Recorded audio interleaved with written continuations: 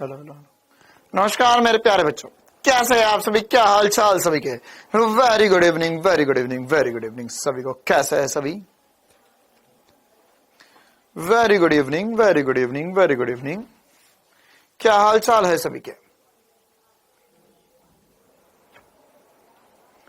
चलिए, सब बढ़िया मस्त मजे में? हाँ भाई, सब बढ़िया मस्त मजे में।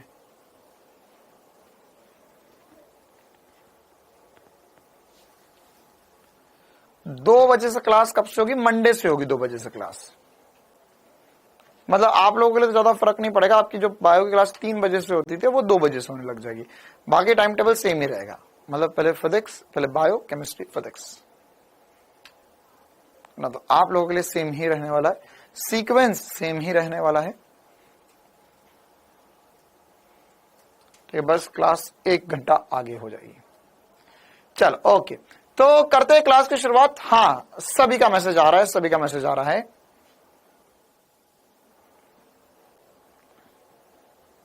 सर जी, क्या आप लोगों की किसी ने कंप्लेन कर दी कामेश सर को? कामेश सर को किसने कंप्लेन कर दी?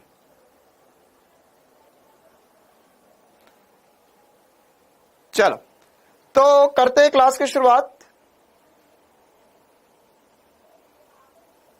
अब हम आज की क्लास, मतलब आज हमारा एक तरीके से सेकंड लास्ट लेक्चर टाइप है। कल आखिरी क्लास हो गई हमारी किरण प्रकाशिकी एवं प्रकाशक यंत्र पर, है ना। तो 12 लेक्चर, जैसा कि मैंने आपको बोला था। तो हम 11वें लेक्चर पे आ चुके हैं। 12वां लेक्चर कल हमारा आखिरी हो जाएगा, है ना। और इसके बाद में फिर हम अगली क्लास से तरंग प्रकाशिकी शुरू करेंगे। तरंग प्रकाशिकी में 6 से 7 लेक्चर लगते हैं। और इसके बाद में फिर मॉडर्न फिजिक्स होगा आपका मजेदार तरीके से। Modern physics, modern physics, modern physics. और साथ ही साथ इसके बाद में, है ना, हम सेमीकंडक्टर पढ़ेंगे। ठीक है, तो मतलब 7 से 8 दिन आप लगा सकते हैं। जैसे 15, 16, 17 दिसंबर तक होगा। मतलब 25 दिसंबर के आसपास आपका मॉडर्न फिजिक्स भी ऑलमोस्ट खत्म हो जाएगा। मेरी क्रिसमस पर आपका क्लास 12 90% के ऊपर खत्म हो जाएगा। 90 या 95% बोल सकते हो। और 2-3 जनवरी तक, जैसा हमने आपको बोला था कि दिसंबर के लास्ट वीक तक हम आपका सिलेबस खत्म कर देंगे। तो आपका क्लास 12 भी खत्म हो जाएगा। चलो करें क्लास की शुरुआत। पास सर की किसी ने कंप्लेन कर दी? ओ हो। तो आप लोगों को इससे इतना क्या फर्क पड़ रहा है? थर्मोडायनामिक्स कब होगा? होगा बेटा, बस उसके बाद में हम क्लास 11 पढ़ना शुरू कर देंगे। मतलब हम ये मान के चलो कि 10 जनवरी के आसपास से, 8-10 जनवरी के आसपास से क्लास 12 के, क्लास 11 के एक आधे चैप्टर को भी आधा खत्म कर देंगे। चलो, तो हम करते हैं क्लास की शुरुआत। Lecture number 11। आज हमें पढ़ना है क्या पढ़ना है? प्रिज्म। प्रिज्म क्या होता है? प्रिज्म क्या होता है ना। तो प्रिज्म को अगर हम देखें, जाने पहचाने और समझे, तो देखो प्रिज्म कुछ ये होता है ना, ऐसा होता है, ये होता है प्रिज्म। तो प्रिज्म में बेसिकली क्या होता है? देखो ऐसे अलग अलग प्रकार का हो सकता है प्रिज्म। प्रिज्म में सबसे इंपॉर्टेंट सी बात कि हमारे पास जो सतह होती है ना, जो सतह होती है, उन सतह में से वो सतह किसी कोण पर एक दूसरे से बनी हुई होनी चाहिए। ये भी एक कांच का ही टुकड़ा होता है, ये कांच का ही बना होता है, पारदर्शी कांच का ही। प्रिज्म ऐसा भी हो सकता है, प्रिज्म इस प्रकार का भी हो सकता है ना। मतलब नॉर्मल प्रिज्म जो है वो हम इसको इस तरीके से दिखाएंगे, एक त्रिभुज के रूप में दिखाएंगे। या अगर आप समझे तो प्रिज्म को हम ऐसे भी चित्रित कर सकते हैं कि सर हमारे पास यहां पर 2 त्रिभुज होंगे, 2 त्रिभुज होंगे, और इनको अगर हम ऐसे जोड़ देते हैं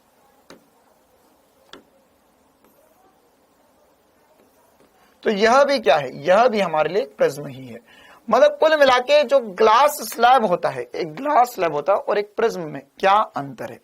ग्लास स्लैब और प्रिज्म में क्या अंतर है ना। ग्लास स्लैब में क्या होता था सर कि हमारे पास जो मोटाई होती थी, या ग्लास स्लैब होता था, उसमें हर एक फलक जो होती थी उसकी, या हर एक सतह जो होती थी, है ना, वह सारी सतह जो होती है वह सारी एक दूसरे के समांतर होती है, सारी सतह एक दूसरे के समांतर होती है, मतलब हर एक सतह के समांतर दूसरी सतह कोई ना कोई होगी ही होगी। लेकिन इसमें जरूरी नहीं है कि यहां पर ये एक पहली सतह है दूसरी सतह है। तो सबसे इंपॉर्टेंट सी बात कि कोई दो सतह एक दूसरे समांतर जो नहीं है वो दो सतह आपस में प्रिज्म के भांति व्यवहार करती है। ठीक है, अब इसी प्रकार से अगर हम देखें तो सर क्या ये हमारे लिए एक प्रिज्म बना है? बिल्कुल। तो प्रिज्म को हम अगर सामने से देखेंगे तो प्रिज्म कैसा दिखाई देगा? तो सामने से देखेंगे तो वो एक हमें त्रिभुज के आकार में नजर आएगा।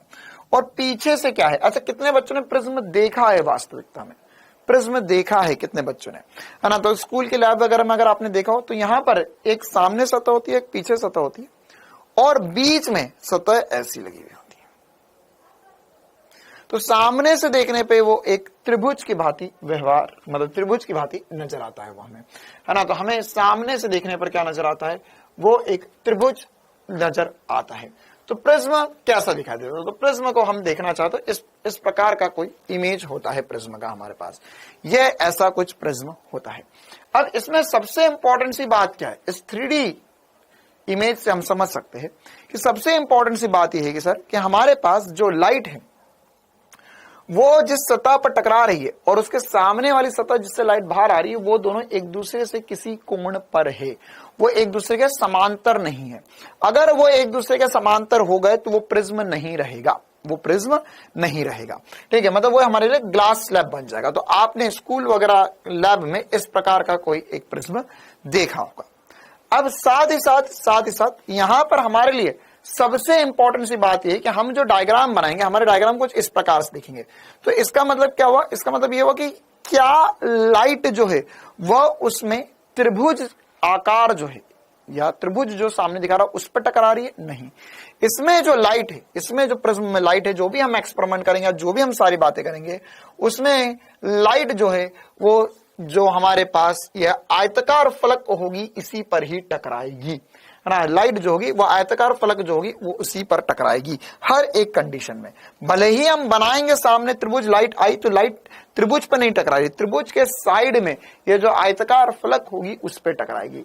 मतलब कि सर यहां पर हम इसको इस एग्जाम्पल से भली भांति रूप से समझ सकते हैं। एक्चुअली व्हाइट लाइट या 7 कलर में विभाजित हो रही है, वो 7 कलर वाला चक्कर हम समझेंगे, लेकिन उससे पहले हमें एक कलर वाला चक्कर समझना होगा आज की क्लास में पहले। तो यहां पर लाइट आई, लाइट जो है वो 7 रंगों में विभक्त हो गई, ये भी प्रिज्म करता है, लेकिन उसको भी हम आगे चलकर समझेंगे। लेकिन हमारे लिए इंपॉर्टेंट सी बात है कि लाइट जो है वो जो आयताकार फलक होगी या जो रेक्टेंगुलर फेस होगा उस पर टकराती है और साइड वाले रेक्टेंगुलर फेस से निकल जाती है। अब यहां पर इसमें एक और इंपॉर्टेंट सी चर्चा ये है, कि सर हम क्या हमेशा त्रिभुज या हमेशा हमारे पास प्रिज्म इसी आकार का होगा? नहीं, जरूरी नहीं प्रिज्म ऐसा ही दिखे, है ना? अगर हम देखें ध्यान से या हम समझे तो हमारे पास अगर एक ग्लास स्लैब है, ध्यान सुनना इस मेरी बात को, हमारे पास अगर एक ग्लास स्लैब है और इस ग्लास स्लैब में अगर मैं लाइट इधर से डालूं और लाइट जो है वो सामने वाली सतह से निकल जाए तो ये भी एक प्रिज्म बन चुका है, ये भी एक प्रिज्म बन चुका है ना? क्योंकि देख, हो सकता है ना यार कि अगर मैं तुम्हें यहां पर इसे ऐसा काट देता, मान के चलो मैं इसे ऐसा काट दिया, इसे मैंने ऐसा काट दिया और काटने के बाद में मैंने तुम्हें इसे गोल घुमाकर बताया, काटने के बाद में मैंने तुम्हें इसे गोल घुमाकर बताया, तो क्या बोलोगे तुम? Yes sir it is a prism. अरे कहां से प्रिज्म था? वो तो है। तो अगर मेरे पास एक ग्लास स्लैब है, उस ग्लास स्लैब को बीच में से काट दूं तो क्या बनेगा? प्रिज्म बन गए, 2 प्रिज्म बन गए। तो ग्लास स्लैब भी एक प्रिज्म ही है। तो प्रिज्म की सबसे इंपॉर्टेंट सी कंडीशन क्या है? ये जो अभी हम सारी बातें पढ़ रहे हैं उसमें सबसे इंपॉर्टेंट सी कंडीशन क्या है? सबसे इंपॉर्टेंट सी कंडीशन ये है सर कि हमारे पास जो दोनों सतह है वो एक दूसरे से किसी कोण पर होना चाहिए, एक दूसरे के समांतर नहीं होना चाहिए, तो एक प्रिज्म बनेगा। अब हाँ, डायमंड भी क्या, डायमंड बहुत सारे प्रिज्मों का कॉम्बिनेशन आप मान सकते हो, उसमें हर एक कोण पर सतह होगी। अब इसमें हमें क्या क्या पढ़ना होगा? तो हमें बस बिल्कुल बेसिक सी बात पढ़नी है कि अगर मान के चलो हमारे पास ये एक प्रिज्म है ना, ये प्रिज्म है, तो इस प्रिज्म में अगर हमने यहां से लाइट ऑन करी तो ये लाइट जो है वो इस प्रिज्म में जाएगी और घूमकर वापस आ जाएगी। ठीक है, अब सर हमने कभी पढ़ा है स्कूल में बचपन में कि प्रिज्म में जब व्हाइट लाइट जाती है, श्वेत प्रकाश जाता है, तो जब श्वेत प्रकाश जाता है तो वह 7 रंगों में विभक्त हो जाता है, ऐसा कुछ दिखाई देता है सर, रेनबो सा दिखाई देता है, 7 रंगों में विभक्त हो जाता है ये। तो अगर ये 7 रंगों में विभक्त हो जाता है तो सर आप तो बोल रहे हो कि ये सीधा गया और लाइट घूम गई। हाँ, अभी एक्चुअल में हमें प्रिज्म में 2 प्रकार की बातें करनी है ना, प्रिज्म जो हमारा टॉपिक है उसमें हमें 2 प्रकार की बातें करनी होगी। सबसे पहले प्रिज्म में हम ये बात करेंगे, हमें सबसे पहले ये बात करनी है प्रिज्म में कि अगर हमारे पास एक वर्णीय प्रकाश होता है, जैसे ये वाला प्रकाश, ये प्रकाश स्रोत जो है वो एक वर्णीय प्रकाश है। एक वर्णीय प्रकाश मतलब कि क्या होगा, एक वर्णीय प्रकाश जिसमें एकल तरंग दैर्ध्य होगी, मतलब कि नियत तरंग दैर्ध्य का प्रकाश जो है वो अगर गति कर रहा है तो एकल तरंग दैर्ध्य मतलब जैसे लाल रंग का प्रकाश, या जैसे जो लेजर लाइट से लाइट निकलती है ना, नीले रंग का प्रकाश, हरे रंग का प्रकाश, सिंगल वेवलेंथ वाला, तो उसमें कलर उसका सेम रहेगा और उसमें उसकी लैम्बडा कांस्टेंट रहेगी। तो उस कंडीशन में क्या होगा, उस कंडीशन में ये लाइट जो है वो ऐसी जाएगी, अंदर घुसेगी, है ना। तो पहली बार इस फलक से या इस सतह से इसका अपवर्तन होगा, फिर अंदर घुसेगी, फिर अपवर्तन होगा और फिर बाहर निकलेगी। तो ये वाली कंडीशन हम सबसे पहले पढ़ेंगे, इसको डिटेल में पढ़ेंगे, इसके सारे फॉर्मूले देखेंगे, इसमें क्या क्या थ्योरी होगी ये सब कुछ देखेंगे। पूरी की पूरी नहीं बात है, बस आपको इसमें स्नेल का नियम पता होना चाहिए, बाकी गोलीय सतह से तुझे कुछ आता हो ना होता उससे कोई फर्क नहीं पड़ता। फिर हम देखेंगे इसमें अगली बात कि सर हमारे पास कुछ ऐसा हो जाए, मतलब ये क्या है, ये जो है यह 7 रंगों में विभक्त हो रहा है, मतलब कि सर ये रेनबो हो जाए, ये रेनबो बन जाए। तो जो रेनबो कैसे बनता है उसकी क्या कंडीशन होती है वो देखेंगे। तो 2 चीजें पढ़नी है हमें, ठीक है। अच्छा, इसके अलावा अगर आपको में से किसी को ऐसा विश्वास नहीं हो रहा कि नहीं सर आप हमें कैसे बोल रहे हो कि सर यहाँ पे त्रिभुज है, त्रिभुज की जगह और कुछ भी लेंगे तो क्या वही बात होगी, बिल्कुल।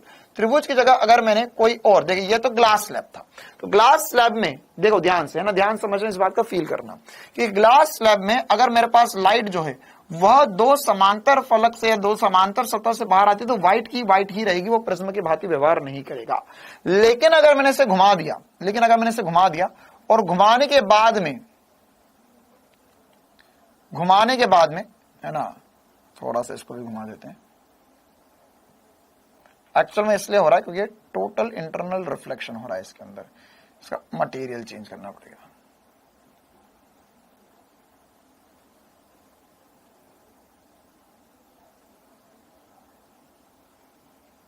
इसमें पूरे में टोटल इंटरनल रिफ्लेक्शन हो रहा है। दूसरा वाला मटेरियल ले लेते हैं हम,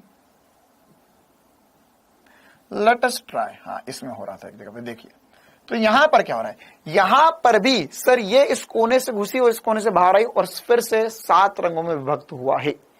मतलब क्या हुआ कि सर अगर हमारे पास एक कोई भी ग्लास का टुकड़ा है और उसमें अगर 2 समांतर सतहों से अगर हम नहीं ले लाइट को, मतलब इधर से घुसी और सामने वाले से ना बाहर निकलते हुए इधर से घुसी और इसके साइड वाले से बाहर निकल जाए तो एक प्रिज्म है हमारे लिए, वो एक प्रिज्म है हमारे लिए। आप एग्जांपल समझ सकते हैं, यहां से लाइट गई और ये देखो सर 7 रंग में बाहर आ रही है, मतलब सर एक प्रिज्म की भांति व्यवहार कर रहा है।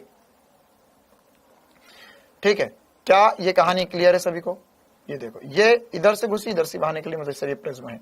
अगर सर यह लाइट सामने से बाहर निकल गई, है ना, ये अगर लाइट सामने वाली सतह से बाहर निकल गई तो यह अब 7 रंगों में विभक्त नहीं होगी, है ना। या अगर, अच्छा देखो, इसमें भी हो रही है, इसमें भी थोड़ी हो रही है क्योंकि इसके बीच में कोण है। अगर समांतर सतह होगी तो कोई भी लाइट जो 7 रंगों में विभक्त नहीं होगी, जैसे यहां पर हो रहा था, इसमें सर कोई भी लाइट आप कैसा भी रख लो 7 रंगों में विभक्त नहीं हो रही, सफेद की सफेद ही निकल रही है। क्लियर है मामला? चलिए अब आगे बढ़ते हैं, है ना। ये तुम्हें खेल खेलने में बहुत मजा आ रहा है। सर्कल में क्या होगा भाई, सर्कल में भी तो वही होगा जैसा हो रहा था नॉर्मली, ये सर्कल में हो गया। चल, है ना, एक बच्चा कमेंट करा सर सर्कल का भी बताओ, सर सर्कल का नहीं बता रहे हो आप। तो अब हमें सबसे पहली कहानी जो है उसमें क्या पढ़ना है ना, एक नहीं अब तो बहुत सारे कमेंट कर रहे हैं सर सर्कल में। अरे सर्कल में भी वही होगा भाई, सर्कल में भी क्या होगा, ऐसे गोली ऐसा तो लाइट घुसेगी और जैसे बाहर आ जाएगी।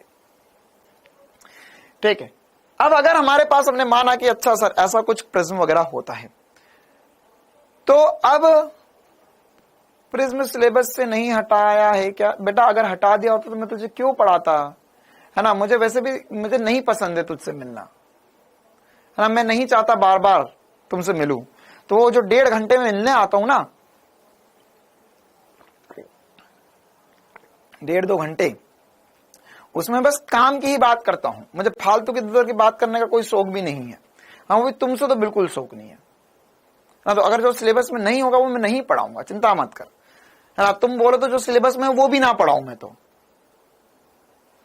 प्रिज्म सिलेबस से हट गया। अरे भाई हट गया, और एक बार कमेंट कर लेता ना, 50 बार कमेंट कर दिया। अगर हट गया होता तो मैं क्यों पढ़ाता?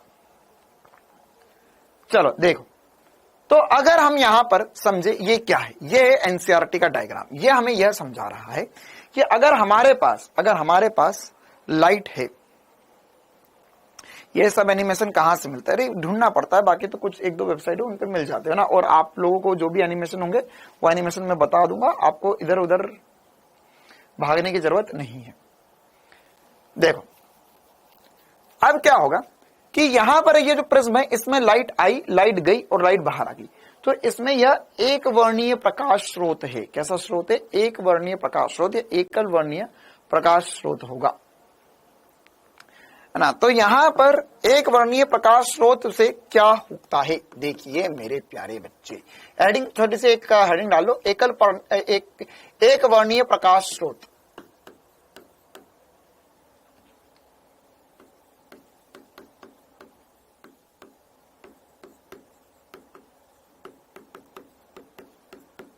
एक वर्णीय प्रकाश स्रोत, एक वर्णीय प्रकाश स्रोत। तो एक वर्णीय प्रकाश स्रोत मतलब क्या होगा कि हमारे पास जो लाइट है वो सिंगल वेवलेंथ, है ना? या आप चाहो तो ब्रैकेट में लिख लो सिंगल कलर, मतलब ये 7 रंगों में विभक्त नहीं होगी, सिंगल कलर की लाइट है। तो सिंगल कलर की हम पहले इसलिए ले रहे ताकि हम इसको डिटेल में समझ ले, पहले हम समझ ले कि क्या होता है, लाइट का पथ क्या होता है, या लाइट जाएगी तो कहां से बाहर निकलेगी, क्या कोण बनेगा, वो सब कुछ। हाँ, तो ये क्या बोलेंगे हम इसे बोलेंगे सिंगल वेवलेंथ या सिंगल कलर।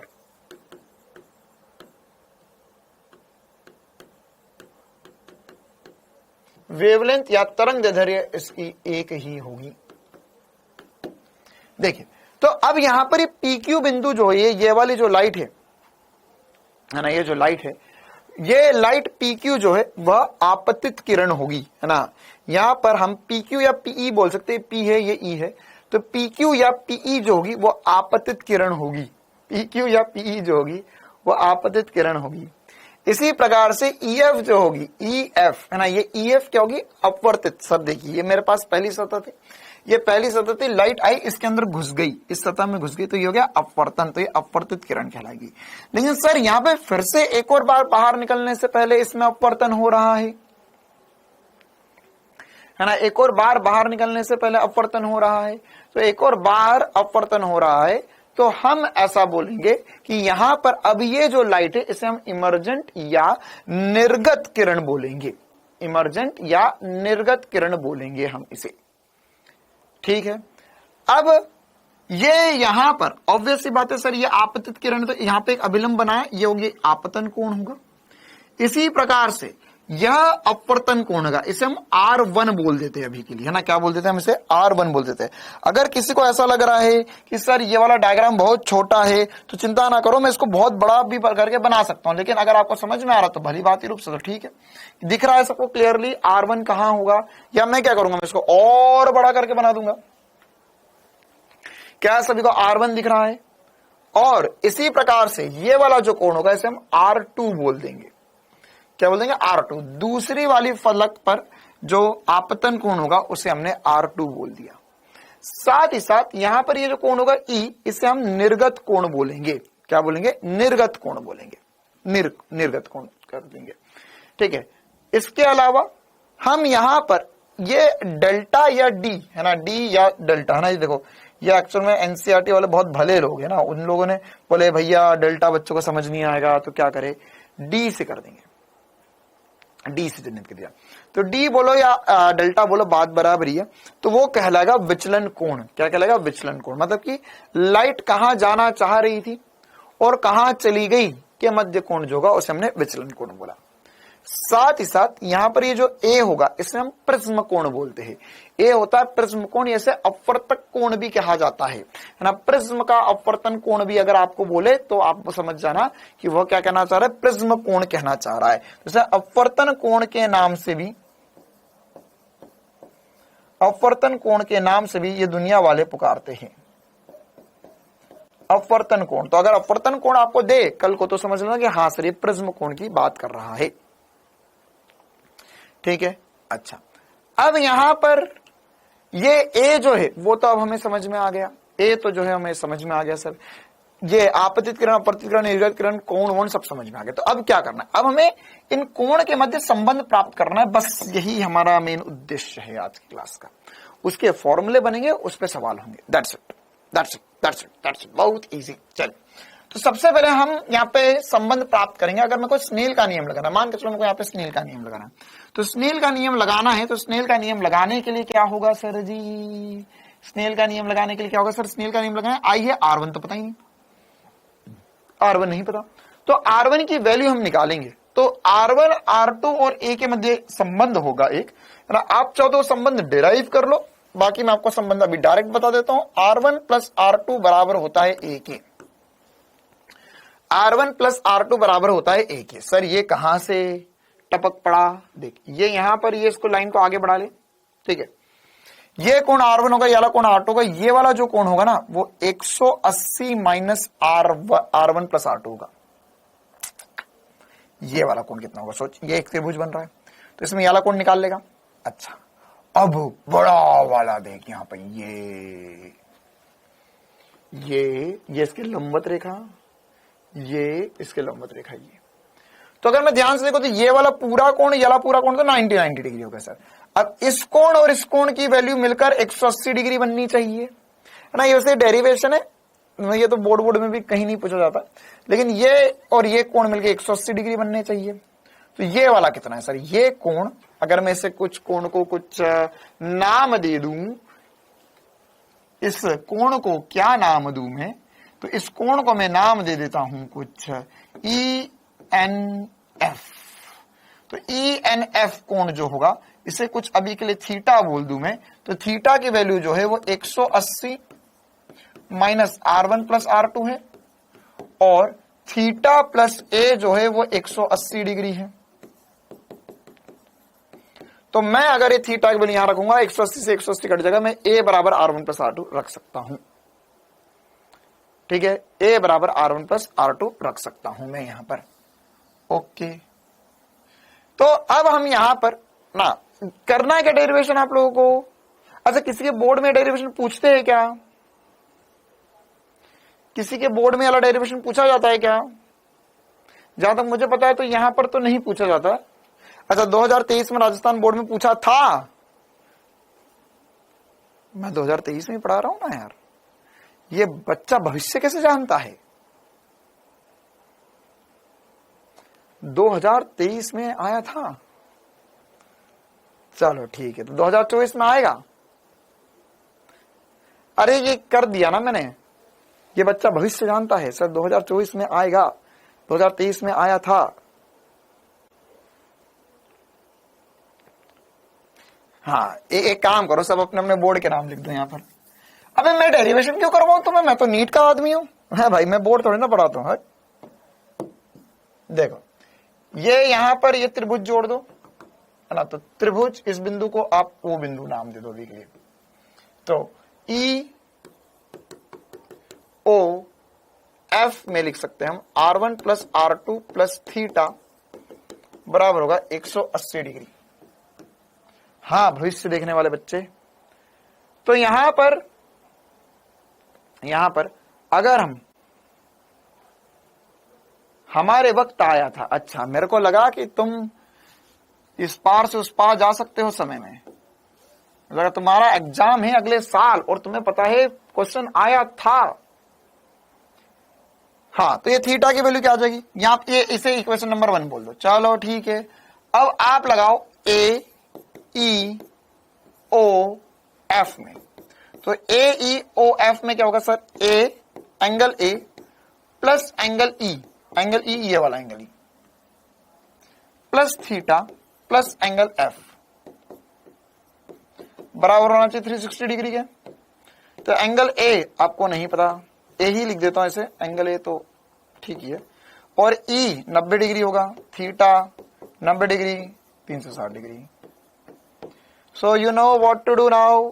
ए ये 100 ए प्लस थीटा बराबर 180 हो जाएगा, 90 माइनस होगा, 90 माइनस होगा, 180 बचेगा। Okay sir, now what to do, this theta go there, तो ये हो जाएगा 180 minus A, theta go there, so theta go there, तो यहां पे 180 कट जाएगा, आंसर आ जाएगा। ये हटा रहा हूं यार मैं ना, ये तो हमने एनिमेशन से समझ ली सारी बातें। तो यहां पर हम लिख सकते हैं R1 plus R2 plus theta बराबर होगा 180 के। अच्छा, और थीटा की जगह लिखूंगा मैं 180 माइनस ए बराबर होगा 180 के। ये कहां से लिखा, 1 और 2 से, 1 और द्वितीय समीकरण से। 180 Tata bye bye. R1 plus R2 बराबर होगा ए के, R1 प्लस R2 बराबर होगा ए के। ठीक है, कोर्स देते समय में बोला गया था कि अगर आपको 12th है तो बेटा जिससे कोर्स लिया था उससे जाके बात कर ले एक बार, है ना। कहां से मुंह उठाकर आ जाएंगे अपने। ये इस आदमी को नहीं पढ़ाऊंगा मैं, बेटा तेरा तो कोर्स ब्लॉक करवा दूंगा, एक कमेंट भी बोला तो करवा रहा हूं ना मैं, सारे डेरिवेशन करवा, कौन सा तेरा डेरिवेशन छोड़ दिया। और कितना भला आदमी हूं मैं, मैंने अभी तो थोड़े दिन पहले बोला भी था कि जिनके बोर्ड एग्जाम है उनको मैं अलग से क्लासेस लेकर, यूट्यूब पे क्लासेस लेकर या पेड बैच में क्लासेस लेकर सारे डेरिवेशन एक बार करवा भी दूंगा। लेकिन अब नाउ आई एम वेरी गुस्सा, अब मैं नहीं करवाऊंगा बच्चे, जाओ भाई पढ़ लो और कहीं से। ये होगा, ये थी R2, ये वाला कौन होगा बेटा, ये R2 है, this is R2, this is R1। चलो, है ना, गलत फायदा उठा रहा है इंसान। चलो, यही डेरिवेशन होता है। अगला रिलेशन, ये पहला इंपॉर्टेंट रिलेशन जो हमें पता होना चाहिए। एक बार अगर किसी को अंगूठा पकड़ा दो तो पूरा हाथ पकड़ के नीचे ही खींच लेगा आपको। इस अगली बात जो होगी वो होगी यहां पर थीटा, या यहां पर डेल्टा का मान क्या होगा, डी का मान क्या होगा, है ना। यहां पर क्या होगा, यहां पर ये डी या डेल्टा क्या होगा, डेल्टा क्या होगा, डेल्टा क्या होगा। ये डेल्टा मतलब डिविएशन हमें पता करना है, विचलन कितना होगा। तो विचलन का मान आपको आई, ई और इनके पदों में पता करना है ना। अब इसका विचलन का डेरिवेशन थोड़ा सा गड़बड़ होता है ना, तो ध्यान समझना मैं जो बोल रहा हूं यहां पर। अब विचलन का मान क्या होगा, तो अगर आप ध्यान से इस वाले त्रिभुज को देखो, इस वाले त्रिभुज को देखो, ठीक है, इस वाले त्रिभुज को देखो। देखो, विचलन को हम दो तरीके से पता कर सकते हैं। एक पहला कि सर विचलन, एक आसान तरीका पहला वाला क्या, कि सर विचलन जो होगा जिसमें आपको कोई गणित लगाने वाली बात नहीं है, कि सर विचलन होना चाहिए, वो विचलन होगा डेल्टा। और डेल्टा होता है सर दो बार विचलन हो रहा, तो विचलन 1 प्लस विचलन 2 लिख सकता हूं मैं, ये टोटल विचलन हो जाएगा। सर देखो, यहां से लाइट घूमी, यहां से घूमी, तो टोटल विचलन डेल्टा 1 प्लस डेल्टा 2 हो जाएगा। अब यहां पर जो डेल्टा 1 होगा, डेल्टा 1 की वैल्यू क्या आएगी, देखो यहां पर ये आई, यहां है R1, आई और R1 में से कौन बड़ा है ये बताओ। आई और R1 में से, आई और R1 में से कौन बड़ा है, आई और R1 में से कौन बड़ा है, सर आई बड़ा है R1 में से। तो मैं लिख सकता हूं, ये होगा विचलन, मैंने तुम्हें सिखाया था कि जब भी लाइट विरल माध्यम से सघन माध्यम में जाती है तो I माइनस R विचलन होता है, प्लस जब यहां पर लाइट जाएगी सघन में से विरल में, जब लाइट जाएगी सघन में से विरल में, तो सघन में से विरल में लाइट जाएगी, तो सर अब क्या हो रहा है, विरल में ई बड़ा होगा, तो मैं यहां पर लिख सकता हूं ई माइनस R1। अब मेरे लिए आपतन हो गया, सॉरी R2 हो जाएगा। यह आपतन जो होगा मेरे लिए, वो आपतन क्या होगा, अब मेरे लिए आपतन R2 हो गया, और ई जो हो गया वो मेरे लिए अपवर्तन कोण हो गया, एक तरीके से ऐसा समझ सकते हो इस सतह पर। तो मैं अल्टीमेटली, है ना, ये इस दुनिया का सबसे आसान डेरिवेशन, ये डेरिवेशन तुझे किसी किताब में नहीं मिलेगा, बोर्ड वाले देख ले, है ना, लेकिन नंबर पूरे मिलेंगे इससे। बस वो बात अलग है कि अगर तू ये कर आओ, तेरे बोर्ड में जो टीचर उसको समझ नहीं आएगी ये क्या कर दिया, तो फिर बहुत मुश्किल है जिंदगी में। है ना, कि बोर्ड में ऐसा नहीं सिखाते। वो बोलते हैं कि ये इसका सबसे मुश्किल काम कैसा हो सकता है, बिना दिमाग लगाए कैसे किया जा सकता है, तो चीजों को मुश्किल बनाकर, अभी वो भी बताऊंगा मैं। तो यहां पर इसको अगर आप ध्यान से देखो तो हो जाएगा आई plus E minus R1 plus R2, ये क्या करा, माइनस को कॉमन ले लिया मैंने, R1 प्लस R2 ए के बराबर है। तो मेरे प्यारे नीट वालों देख लो, आई प्लस ई माइनस ए बहुत इंपॉर्टेंट सा फॉर्मूला है, इससे बहुत सारे काम बनेंगे आपके आने वाली जिंदगी में।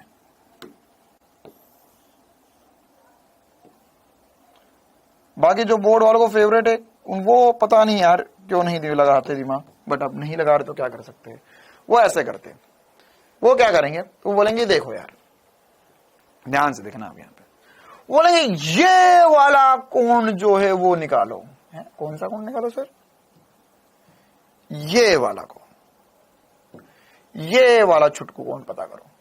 अब पता करो ये वाला कोण कितना होगा, तो बोलेंगे देखो ये लाइट सीधी जा रही थी, ये लाइन ऐसी है, तो ये टोटल कोण जो होगा, मतलब कि ये टोटल कोण होगा आई के बराबर, नीचे वाला R1 है, तो ये जो ऊपर छोटा सा कोण बचा है ये I माइनस R1 होगा, जिसे मैंने आसान भाषा में विचलन कोण तुझे बोलकर बताया, लेकिन नो आसान चीजें। तो यहां पर ये वाला जो कोण होगा वह जो होगा वो I माइनस R1 होगा, आसान शब्दों में। ये टोटल कोण E होगा, तो वैसे ही ये वाला टोटल कोण E होगा, तो ये जो बचा वाला छुटका कोण होगा अंदर वाला वो E माइनस R2 हो जाएगा, जो मैंने तुम्हें लिखवाया। लेकिन वो ये यहां पर जो उसकी ज्यामिति है उससे भी समझ सकते हैं। अभी जो विचलन कोण होगा D, ये क्या है एक्चुअल में, यहां पर एक त्रिभुज बना है सर। अब ये अगर आपको आता हो तो ठीक है, वरना इसमें भी एक स्टेप ज्यादा करना पड़ जाएगी। क्या कि यहां पर ये जो कोण है, ये कोण डेल्टा हमें निकालना है, ये वाला त्रिभुज मैंने बनाया, ये वाला कोण अभी मैंने आपको बताया I माइनस R1 होगा, ये वाला कोण होगा E माइनस R2। और अगर आपको पता हो डेल्टा, है ना, या आपको अगर एक त्रिभुज का गुण पता हो कि त्रिभुज में अगर हमें कोई भी एक बाह्य कोण देखना होगा, तो बाह्य कोण का मान जो होता है वो विपरीत दो आंतरिक कोणों के योग के बराबर होता है। ऐसा कभी कुछ पढ़ा आपने जिंदगी में, कक्षा 10वीं में, कि सर ये बाहर का जो कोण होगा वो अंदर के दोनों आंतरिक कोणों के योग के बराबर होना चाहिए।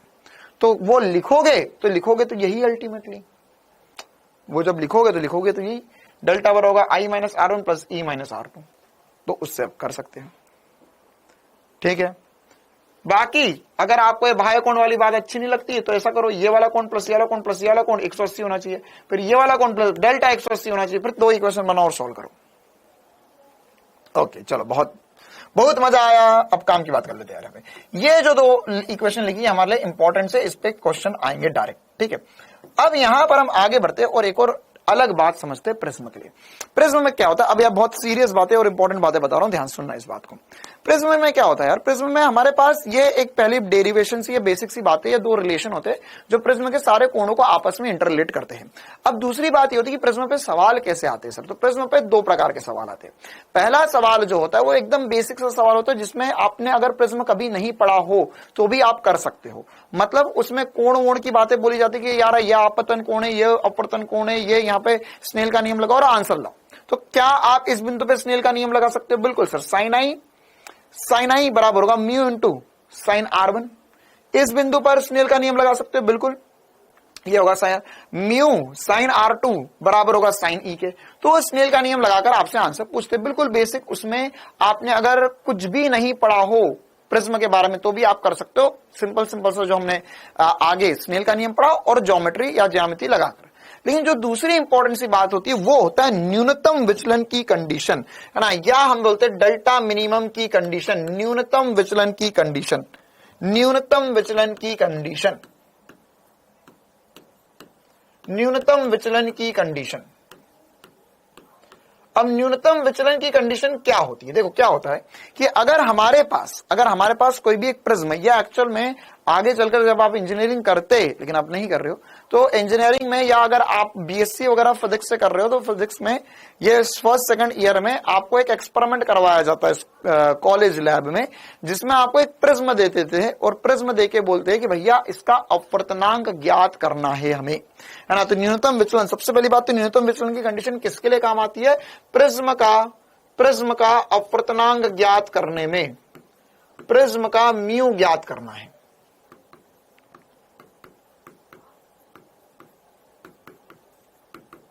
प्रिज्म का म्यू ज्ञात करने के लिए एक्सपेरिमेंट होता है। ये क्या होता है? एक एक्सपेरिमेंट होता है। जैसे अगर मैं यहां पर इस बिंदु पे अगर स्नेल का नियम लगाऊंगा, तो स्नेल का नियम लगाऊंगा मैं, तो ये हो जाएगा सर म्यू साइन आई बराबर होगा साइन R1 के, और इस बिंदु पे लगाऊंगा यहां वाले पे, तो हो जाएगा म्यू साइन R2 बराबर होगा साइन E के। ठीक है, अब अगर आप प्रैक्टिकली सोचो, अगर आप एक इंसान हो तो इंसान क्या कर सकता है? सर इंसान ज्यादा से ज्यादा ये ए अच्छे से मेजर कर सकता है, बाकी यहां पर आपतन कोण, अपवर्तन कोण R1 R2 E मेजर करना बहुत मुश्किल होगा इंसान के लिए, और वहां से ये जो संबंध उनसे ये सब कुछ सॉल्व करना बहुत मुश्किल होगा। इन इक्वेशन से हम म्यू की वैल्यू नहीं निकाल सकते हैं, यह निकालना हमारे लिए बहुत मुश्किल होगा। तो इसके लिए क्या किया जाता है? एक स्पेशल लैब में एक सेटअप क्रिएट किया जाता है। वो सेटअप में क्या कराया जाता है कि हमारे पास एक टेबल पर एक रोटेटिंग टेबल होती है, जिसमें हम माप सकते हैं कि कितना डिग्री हम घुमा रहे हैं प्रिज्म को, तो उसके ऊपर प्रिज्म को फिक्स कर दिया जाता है ना। प्रिज्म को फिक्स कर दिया मतलब प्रिज्म क्या मेरे पास, यहां पे एक त्रिभुज है, यहां पे एक त्रिभुज है, और ये जो फलक है यहां पर, ये कैसे आयताकार फलक है, तो उनको हमने बीच में फिक्स कर दिया। ठीक है, अब यहां पर अगर वो प्रिज्म को हमने बीच में फिक्स कर दिया, और हम इधर से एक लाइट है ना, एक मोनोक्रोमेटिक, इसे अंग्रेजी में जो सिंगल वेवलेंथ लाइट में बोल रहा हूं, इसे अंग्रेजी में आप पा सकते हो, कहीं पर लिखा हुआ हो सकता है मोनोक्रोमेटिक लाइट। क्या बोला जाता है इसे? एक ये शब्द भी लिख लो, ये भी काम आ सकता है आपको, इंग्लिश में लिखा हुआ होगा कहीं ना कहीं मोनोक्रोमेटिक, या हो सकता है हिंदी में लिख दे और उसके बगल में लिख दे मोनोक्रोमेटिक लाइट है। मोनोक्रोमेटिक मतलब एकल वर्णीय प्रकाश स्रोत होगा, तो इसमें हमारे पास एकल वर्णीय प्रकाश स्रोत हम उस प्रिज्म पे मारते हैं। अब क्या करते हैं, पहले हमें पता होता है कि ये प्रिज्म, पहले हम देख लेते हैं हमारा आपतन कोण कितना है। मतलब कैसा करते हैं, अगर मैं आपको उस टेबल के ऊपर से बताऊं, तो यहां पर क्या होता है, ये टेबल लगी हुई है, इस पे ऐसा प्रिज्म सेट कर दिया, और यहां पर हमारे पास एक स्केल लगा हुआ होता है, मतलब 360 डिग्री मेजर करने के लिए, कोण मेजर करने के लिए यहाँ पे एक वैल्यूज दी हुई रहती है। अब यहां से हमने एक प्रकाश स्रोत को चालू किया, तो लाइट जाती है, पहले प्रिज्म हटा देते, पहले पता कर लेते कितने डिग्री पर या कहां पर हमारे पास आपतन कोण है। ठीक है, अब इसके बाद में क्या होता है, अब हम इसको धीरे धीरे घुमाते हैं, प्रिज्म को घुमाते हैं। अगर आप चाहो तो मैं इसको लाइव एक्सपेरिमेंट भी आपके सामने कर बता सकता हूं ना। वैसे वास्तविकता में आज तक मैंने इससे कभी ट्राई नहीं किया है, लेकिन let us try first time in live class itself. मतलब लाइव क्लास में ही हम सीधे प्रयास करते कि क्या जो हम बोल रहे हैं या जो एक्सपेरिमेंट किया जाता है वो सच्चाई में या वाकई में हो भी सकता है या नहीं। देखिए, तो इस प्रिज्म को थोड़ा ऊपर रख देते हैं। ठीक है, ओके। तो यहां पर मैंने क्या किया, पहले मैंने एकल वर्णीय प्रकाश स्रोत ले लिया।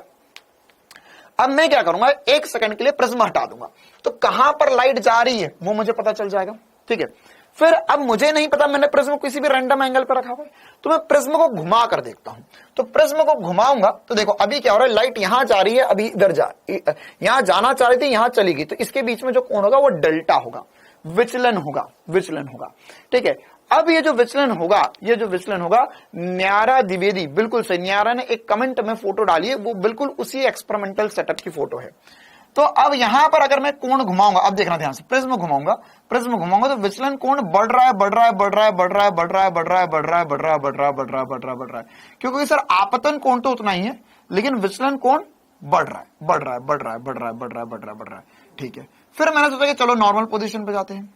ठीक है, फिर अगर मैंने इधर घुमाया तो विचलन कोण अब कम हो रहा है, लेकिन फिर से बड़ा देख, वाह भाई वाह।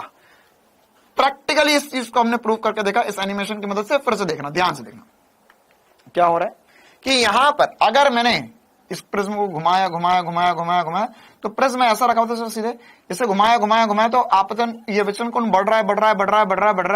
ठीक है सर, बढ़ रहा है। ओके, वापस ले गया मैं इसको। फिर इसके बाद में क्या किया, इसको मैंने विपरीत दिशा में घुमा कर देखा, तो यहां पर विचलन कोण सर देखो, विचलन कोण सर कम हुआ, देखो फील आ रहा है, कम हो रहा है। यहां पर ऐसा था, ऐसा घुमा रहा हूं, कम हो रहा है, लेकिन एक कंडीशन के बाद में जब मैंने प्रिज्म को फिर घुमाने लगा तो विचलन कोण फिर से बढ़ने लगा।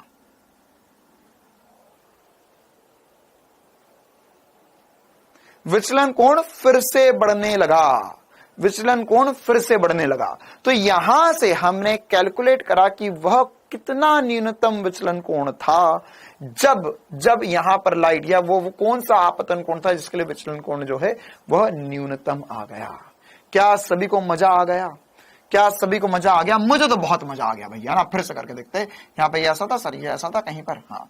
फिर यहाँ पर आपतन कोण बड़ा बड़ा बड़ा बड़ा बड़ा बड़ा बड़ा बड़ा बड़ा बड़ा बड़ा बड़ा बड़ा बड़ा, तो विचलन कोण बड़ा बड़ा बड़ा बड़ा बड़ा बड़ा, एक कंडीशन है, उसके बाद में न्यूनतम हुआ और फिर उसके बाद में वापस से बढ़ने लगा। तो एक कंडीशन ऐसी आएगी जिसमें आपतन कोण जो होगा वह न्यूनतम होगा। और जो न्यूनतम आपतन, मतलब ये तो इस एनिमेशन में मैंने भी आज तक कर नहीं देखा था, लेकिन अभी मेरे दिमाग में आया कि लेट अस ट्राई समथिंग, है ना। तो यहां पर ये जो विचलन कोण होगा उसे हम न्यूनतम विचलन कोण की कंडीशन बोलते हैं। तो अगर मैं इसका ग्राफ बनाना चाहूं तो क्या हुआ था सर, क्या हुआ था अगर मैं आपतन कोण और डेल्टा के मध्य ग्राफ बना, मतलब पहले आपतन कोण को मैंने ऑलमोस्ट 0 डिग्री रख दिया, है ना, ऑलमोस्ट 0 डिग्री। ऑलमोस्ट 0 डिग्री मतलब क्या होगा, ये देखो, ये अगर मैं ऐसा मान लूं, देखो ऐसा कर दो, एकदम सीधा कर दिया। अब मेरा आपतन वो कहां जा रही है उसको मत ध्यान दे, वो टोटल इंटरनल रिफ्लेक्शन हो गया उसको गोली मार दे। लेकिन अगर एक बात समझ, यहां पर आपतन कोण मैंने ऑलमोस्ट, ये सतह के लंबवत लाइट जा रही, तो ऑलमोस्ट 0 डिग्री, है ना। फिर उसके बाद में मैंने यहां पर यही वाली सतह से ना कोण बढ़ाया, तो यहां पर, हाँ सर, एक कंडीशन आई, जब मेरे पास विचलन जो है सर, विचलन कम हुआ, उल्टा कर रहा हूं मैं, उल्टा घुमा रहा हूं। अब मैं ऐसा घुमा रहा था, अब मैं ऐसा घुमा रहा हूं ताकि ये फील आए कि सर आपतन कोण 0 से बढ़ाने पर क्या होगा। तो आपतन कोण मैंने बढ़ाया, तो देखो फिर से वैसा कर देता हूं, ये 0 डिग्री, है ना। वो जो जा रही है उस पर ध्यान मत दे, बस ये देख, ये सतह है सर, सतह के लंबवत लाइट टकरा रही है, इसे मत देख। अभी ऐसे रोक नहीं सकता हूं यार मैं, है ना, लाइट उसको तो रोक थोड़ी ना सकते, ऐसा हाथ लगा दोगे तो बाहर मत निकल, यहां से निकल रही है, बस इतना ध्यान दिए, अंदर जा रही है ना। तो ये आपतन कोण ऑलमोस्ट 0 डिग्री है, ऑलमोस्ट 0 है। लेकिन अगर मैं यहाँ पे आपतन कोण बढ़ाऊंगा, तो अभी भी विचलन हो रहा है, लेकिन ये टोटल इंटरनल रिफ्लेक्शन वाला होता है, तो इसको मैं काउंट नहीं करूंगा।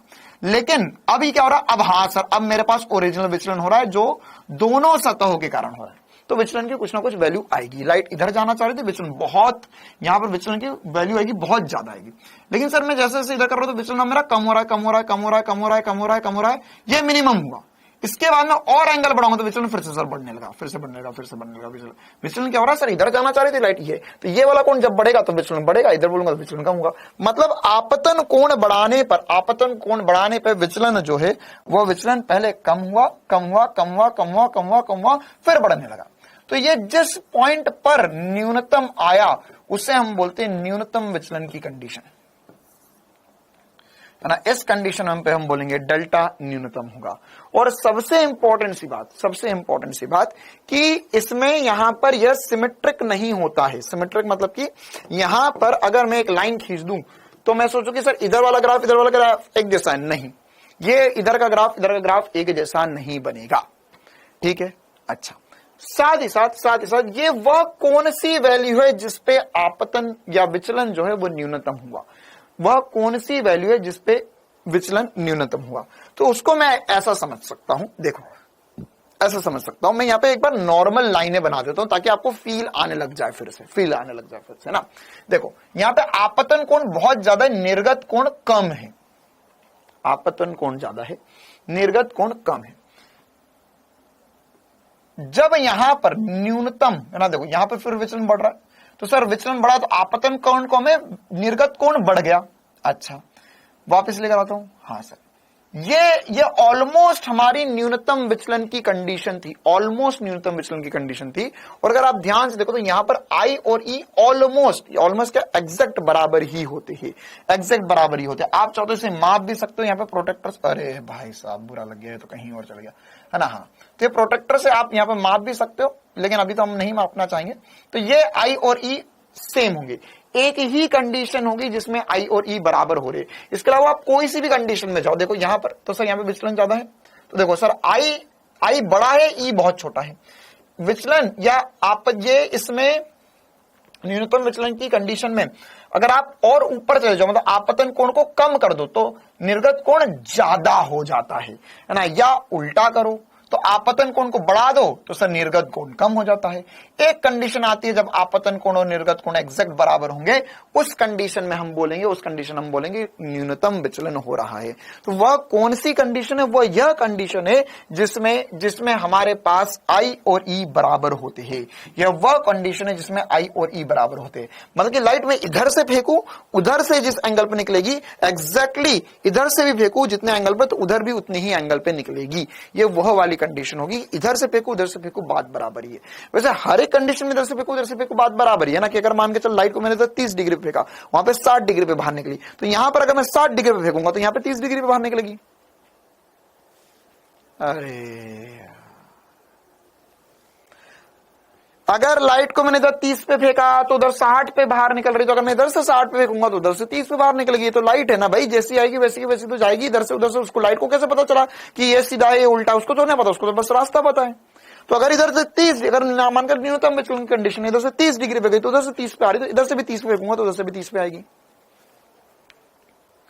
तो यह हमारे लिए न्यूनतम विचलन की कंडीशन होती है। ओके सर, तो अगर I और E बराबर हो गए तो उस कंडीशन में हमारे पास विचलन का फॉर्मूला है डेल्टा मिनिमम। ये होगा, ये हो जाएगा I प्लस, ये डेल्टा का फॉर्मूला जो था या विचलन का फॉर्मूला जो था वो I प्लस E माइनस ए था।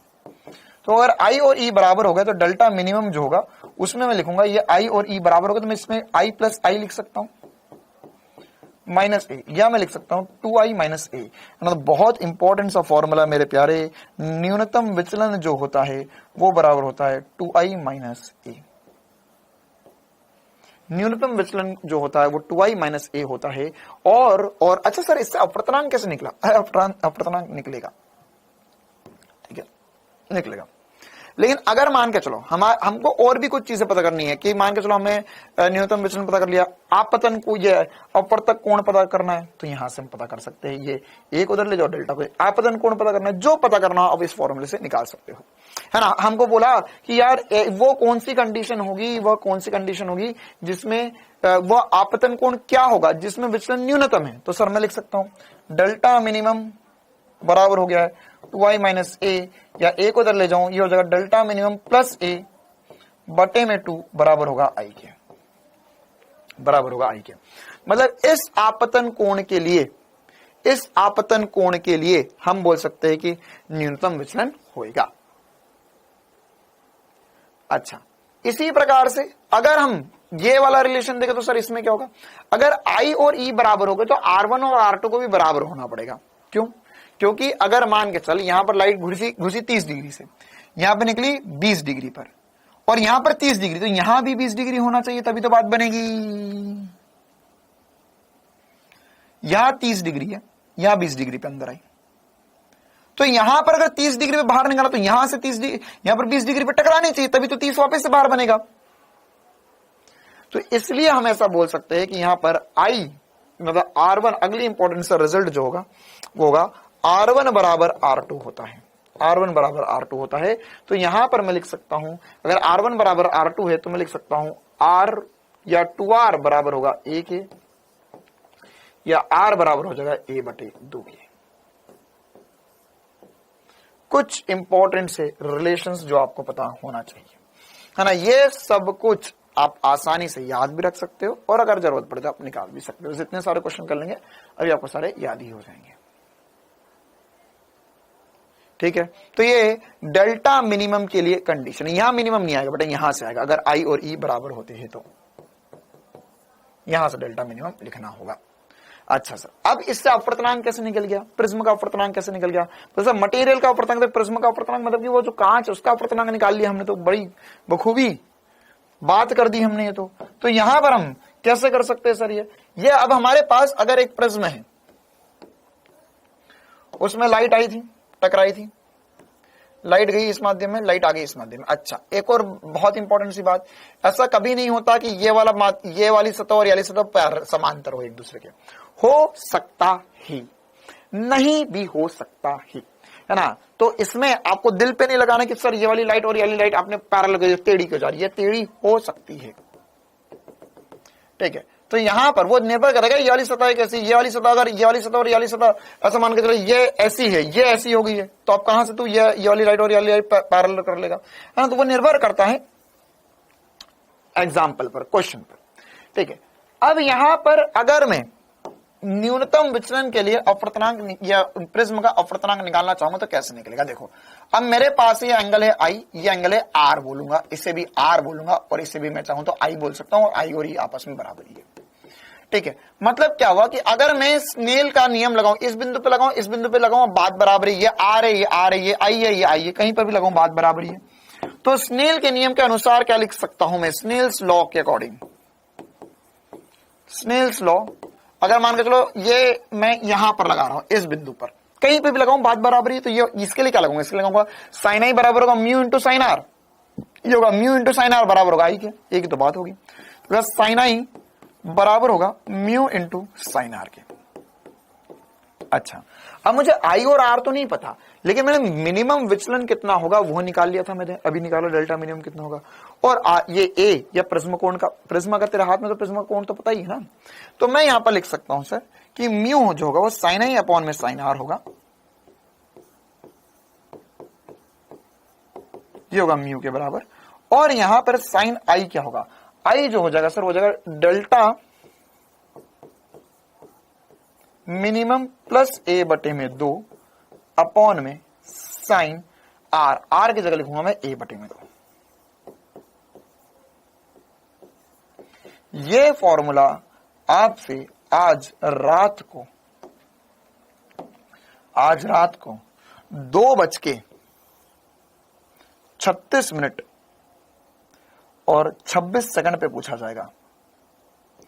ये फॉर्मूला आज रात को पूछा जाएगा आपसे, और ये फॉर्मूला आपको आधी आधी नींद में भी याद होना चाहिए, बहुत बहुत ज्यादा इंपॉर्टेंट फॉर्मूला है ना। और इस पे बहुत सारे क्वेश्चन नीट में, बहुत सारे क्वेश्चन नीट में आए हुए इस पे, ठीक है। ओके सर, ये मिनिमम विचलन वाली कंडीशन हो गई। अब इसमें एक और छोटे सा बस लास्ट की 2 बातें बची हुई, फिर क्वेश्चन है इस पे, तब तो हम सो जाएंगे। तो तभी तो चंदू बेटा बोल रहा हूं मैं तुझे, चंदू के चाचा ने चंदू की चाची को चांदनी रात में चांदी की चम्मच से चटनी चटाई, क्यों चंदू, तभी तो मैं तुझसे पूछ रहा हूं चंदू कि जब तू सोएगा तब आधी रात में तुझसे पूछा जाएगा, नींद में भी ये फॉर्मूला याद होना चाहिए।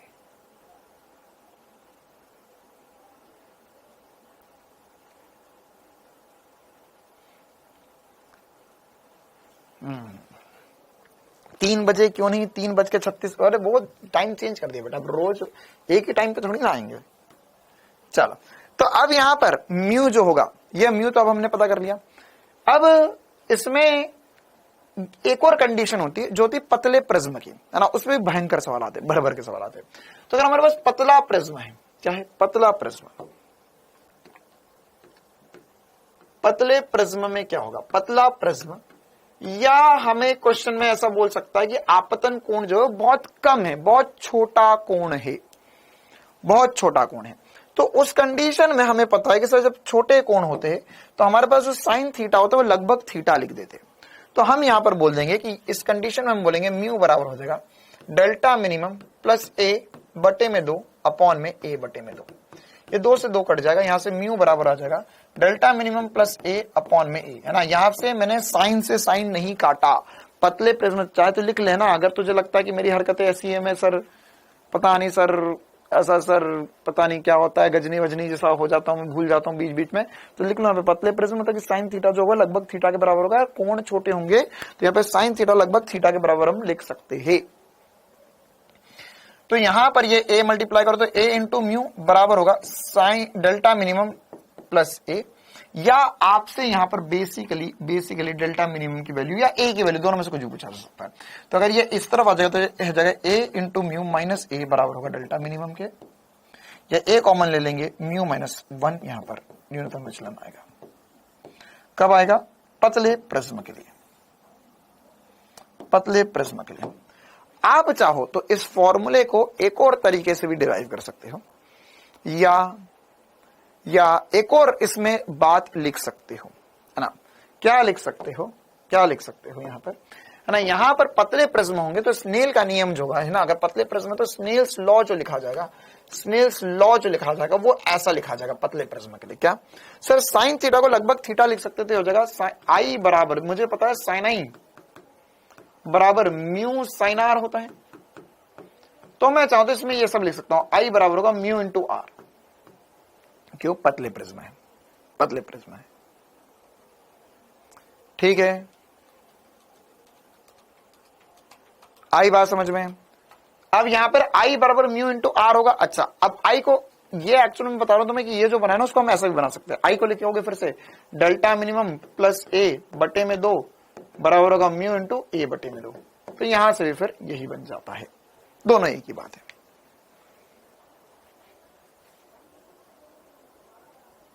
ठीक है, तो ये प्रिज्म को लेकर सारी इंपॉर्टेंट सी बातें जो हमको पता होना चाहिए वो मैंने आपको बता दी। अब इस पे करेंगे हम बहुत सारे सवाल।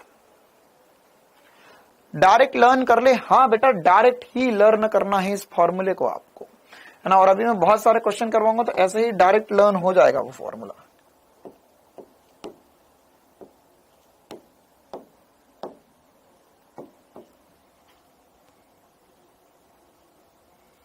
चलिए आगे बढ़े, करे क्वेश्चन, लिख लिया सभी ने?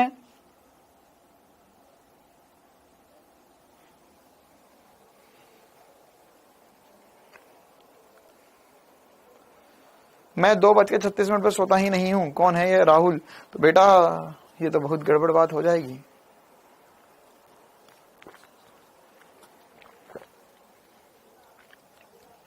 फिर तो तुम्हें दिन में सपने आ, मतलब जगते हुए सपने आ जाएंगे, तो हो सकता है भूत वूत भी दिखाई दे तुम्हें कुछ रात को आज, है ना। एक बार मुझे सच में लगा था कि मैंने भूत देख लिया है, मतलब भूत की आवाज सुन ली मैंने ना, और मैं ऐसा सोया था, मैंने बोला भाई आज से रात को नहीं पढ़ना है अपन को ना। अगले 8 दिन तक मैं रात को नहीं जगता था, फिर मैं 11-12 बजे सो जाता था, 12-1 बजे सो जाता था मैं।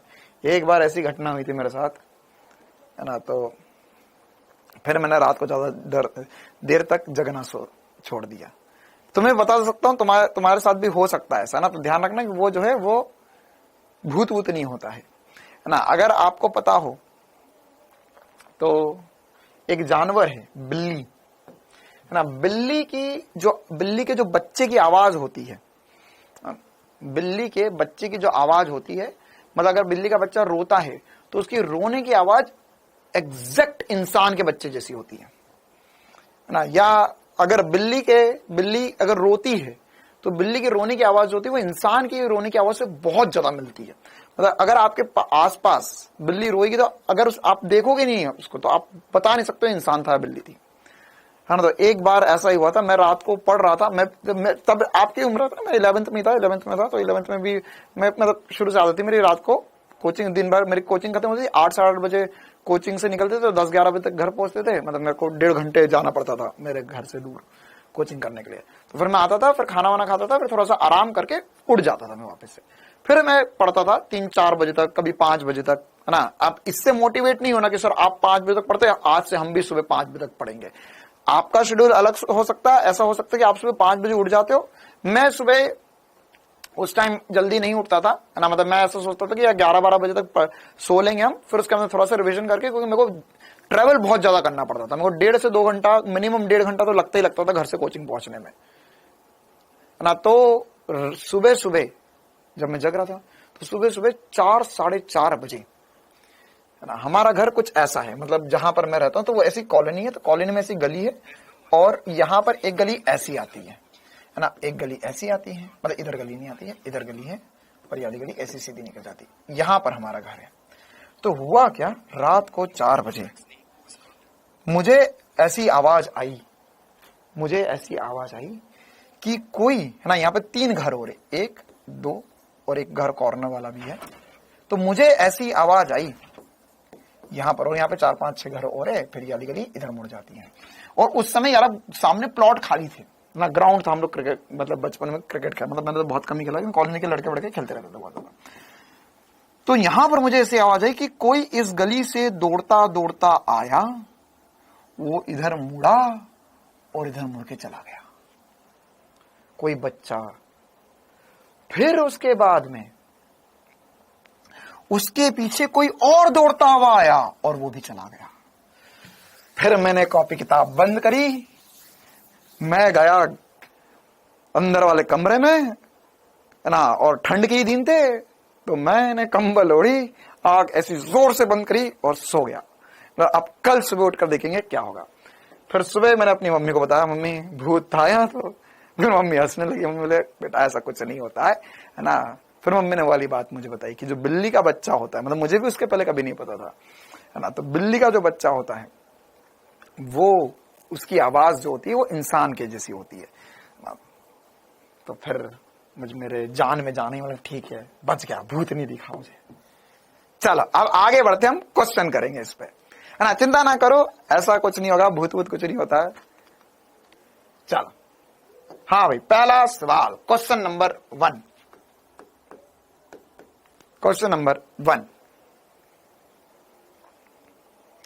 नहीं, तो मैं इसलिए बता रहा हूं आपको कि अगर रात को आपको कल को ऐसी आवाज आए तो चिंता वाली बात नहीं है, बोल देना बिल्ली म्याऊ म्याऊ go away, let me do studies.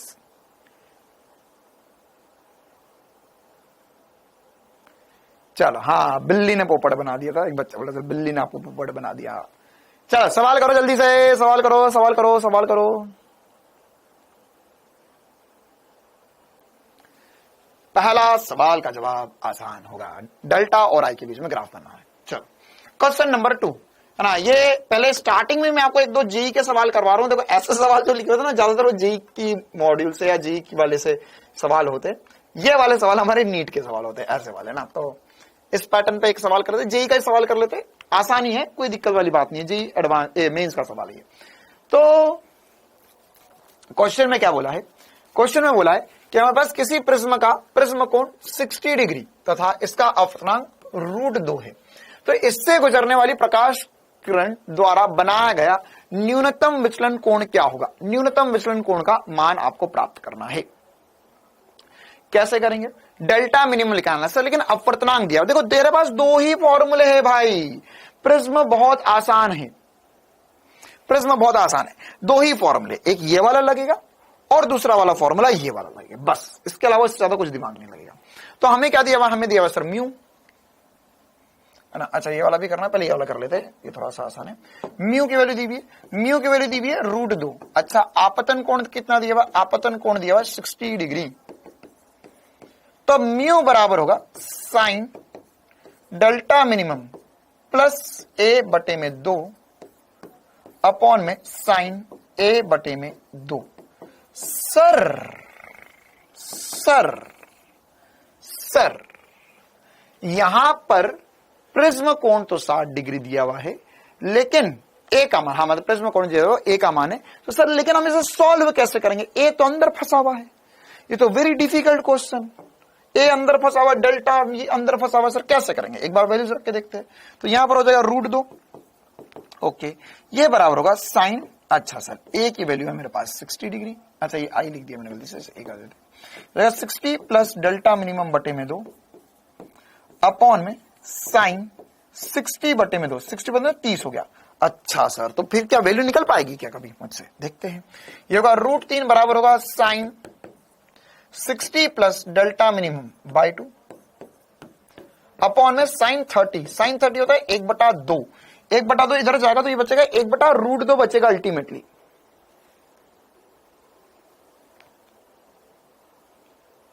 अरे बताओ भाई, तो यहां पर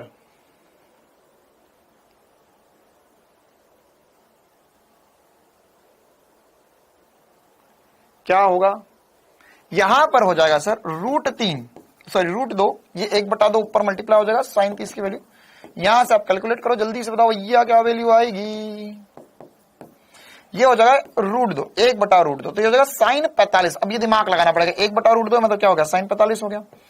तो साइन 45 जो होगा वो हो जाएगा साइन 60 प्लस डेल्टा मिनिमम बटे में 2, मतलब 45 की वैल्यू इसके बराबर आएगी। ओके सर, अब जान में जान आ चुकी है। 45 बराबर होगा 60 प्लस डेल्टा मिनिमम बटे में 2, 2 को उधर मल्टीप्लाई कर दो तो 90, 90 बराबर होगा 60 प्लस डेल्टा मिनिमम आप बोल सकते हो 60 माइनस 90 माइनस 60 हो जाएगा 30 डिग्री, ये होगा डेल्टा मिनिमम के बराबर। ये सबसे बड़ा क्वेश्चन था, ये सबसे बड़ा क्वेश्चन था, है ना, इससे बड़ा कुछ नहीं है। ठीक है, आसान लगा? फिर से तो नहीं बताना है, मैंने कुछ नहीं किया, मैंने बस यहाँ पे डेल्टा मिनिमम की वैल्यू 60 रखी, सॉरी ए की वैल्यू 60 रखी, डेल्टा मिनिमम की वैल्यू निकालनी थी, यहाँ पे बस उसे सॉल्व किया, आंसर आया। हाँ, इस पे और थोड़ा सा अजीब सवाल है ना, साइन के पदों में पूछ लिया, म्यू अपवर्तनांक तथा ए प्रिज्म वाले प्रिज्म को न्यूनतम विचलन की स्थिति में रखा जाता है। ओके सर, न्यूनतम विचलन कोण ए है, तो मतलब कि सर डेल्टा मिनिमम ए के बराबर दिया हुआ है, तो म्यू का मान, म्यू के पदों में क्या होगा, तो ए का मान म्यू के पदों में क्या होगा, मतलब कि म्यू बराबर होगा सर, वही फॉर्मूला लगाएंगे, साइन डेल्टा मिनिमम प्लस ए बटे में 2 अपॉन में साइन ए बटे में 2। अब क्या बोला है सर, यहां पे हमें बोला है सर म्यू की डेल्टा मिनिमम की जगह भी आप ए रख दीजिए, तो यहां क्या हो जाएगा, करो रे फटाफट, ये हो जाएगा म्यू बराबर साइन ए प्लस ए बटे में 2 अपॉन में साइन ए बटे में 2। तो सर एक काम करते हैं, ये 2 से 2 कट गया, क्या करे यार, 2 से 2 काट दे, क्या मजा आ जाएगा फिर तो, 2 से 2 काट दे क्या, अरे नहीं मूर्ख, वो वहां पर साइन के अंदर है, तो जगह साइन, ये हो जाएगा ए प्लस ए 2a बाय 2 मतलब ए हो जाएगा अपॉन में साइन ए बाय 2, बस ये आंसर है। सर कैसे आंसर है, अब हम यहां से वहां कैसे पहुंचे,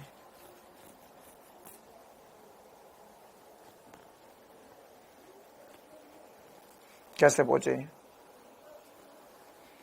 कैसे पहुंचे, कॉस बना दो।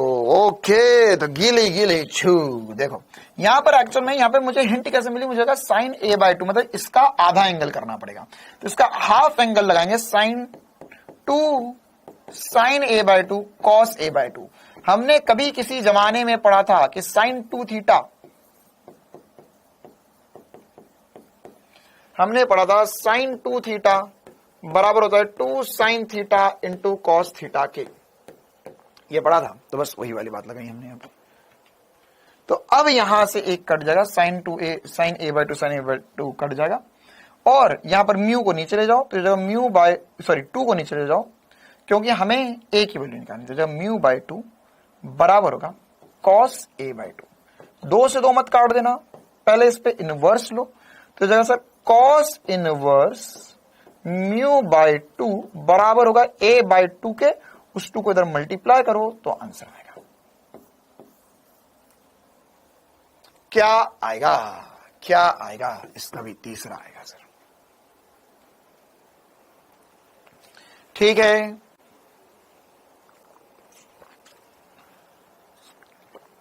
ना, आपको कैसे लगने लगा, आपने जेई का सवाल कर दिया, बस यही है कि इसमें अगर थोड़ी आसान चीज होती तो वो नीट कहला जाता, लेकिन ये इक्वेशन लग गई, ये वाली आइडेंटिटी का यूज करने लग गया, तो बस जेई का सवाल बन गया वो, है ना। और तैयार रहो यार, है ना, कि 2023 के बाद में जैसे पेपर के थोड़े थोड़े पैटर्न में चेंज हो रहा है, तो 24, 25, 26 अब जो सवाल है ना, और एनटीए का या हमारा एजुकेशन डिपार्टमेंट का, एजुकेशन मिनिस्ट्री का भी ये फैसला है कि आने वाले समय में ऐसा हो सकता है, वैसे अभी करना चाह रहे थे लेकिन अब इसका विरोध बहुत ज्यादा हुआ, लेकिन चिंता ना करो, वो ना सेटिंग जमा देंगे, उनको पता है कैसे खेला जाता है।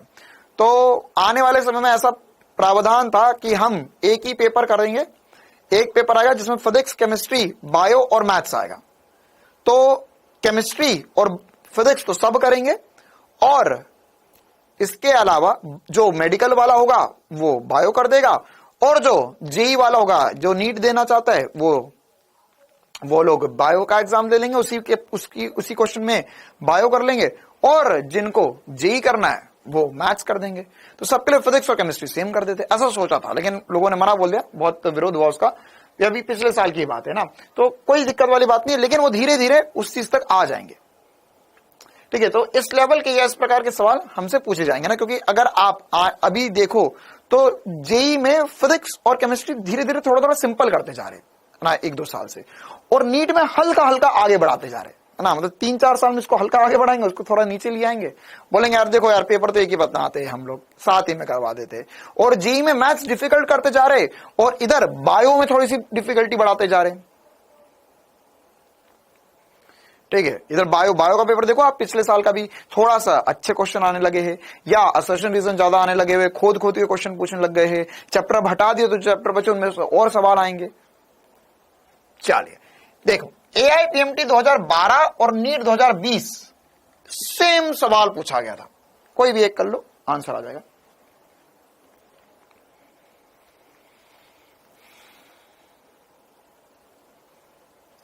चलिए क्या होगा, क्वेश्चन में बोला है कि प्रकाश की एक किरण किसी प्रिज्म की एक फलक पर आई कोण पर आपतित होती है तथा उसके विपरीत फलक से उसके लंबवत निर्गत होती है। यदि प्रिज्म का कोण अपवर्तनांक म्यू है तो आपतन कोण आई का मान लगभग कितना होगा। देखो लगभग बोला मतलब वो चाहता आप अप्रोक्सीमेशन लगा लो, पतला प्रिज्म मान लो। तो मतलब क्या हो गया सर, यह चाहता है कि डेल्टा मिनिमम बराबर हो जाए, डेल्टा मिनिमम बराबर हो जाए a इंटू म्यू माइनस 1, ठीक है। या हमें पता है सर डेल्टा मिनिमम जो होता है वो 2i माइनस ए के बराबर, 2i माइनस ए के बराबर होता है। ये कुछ रिलेशंस थे जो न्यूनतम डेल्टा के लिए पड़े। ये जो सवाल है एग्जैक्ट ऐसा कैसा सवाल यहां पर भी देखो, अब इसने स्पेसिफाई कर दिया था कि लघु प्रिज्म कोण या प्रिज्म कोण ए, लघु प्रिज्म बोला मतलब पतला प्रिज्म लेना है, कि किसी एक पृष्ठ पर आपतन कोण आई पर आपतन करके प्रिज्म के विपरीत फलक से अभिलंबत निर्गत होती है। यदि इस प्रिज्म के अपवर्तनांक म्यू है तो आपतन कोण का मान क्या होगा। लगभग सेम सवाल, ठीक है। इसमें भी बोला है कि विपरीत फलक से उसके लंबवत निर्गत होती है। तो कैसे करना होगा, तो यहां पर पहले देखो, इस प्रकार का जब भी क्वेश्चन आए ना तो ये वाले इक्वेशंस तो है, लेकिन थोड़ा सा आप एक बार डायग्राम भी बना लो तो आपको क्या क्लैरिटी बन जाएगी। क्योंकि नीट में अभी भी जो सवाल आया 22-23 में, उसमें भी ऐसा ही था कि फलक के लंबवत लाइट निर्गत हो रही है।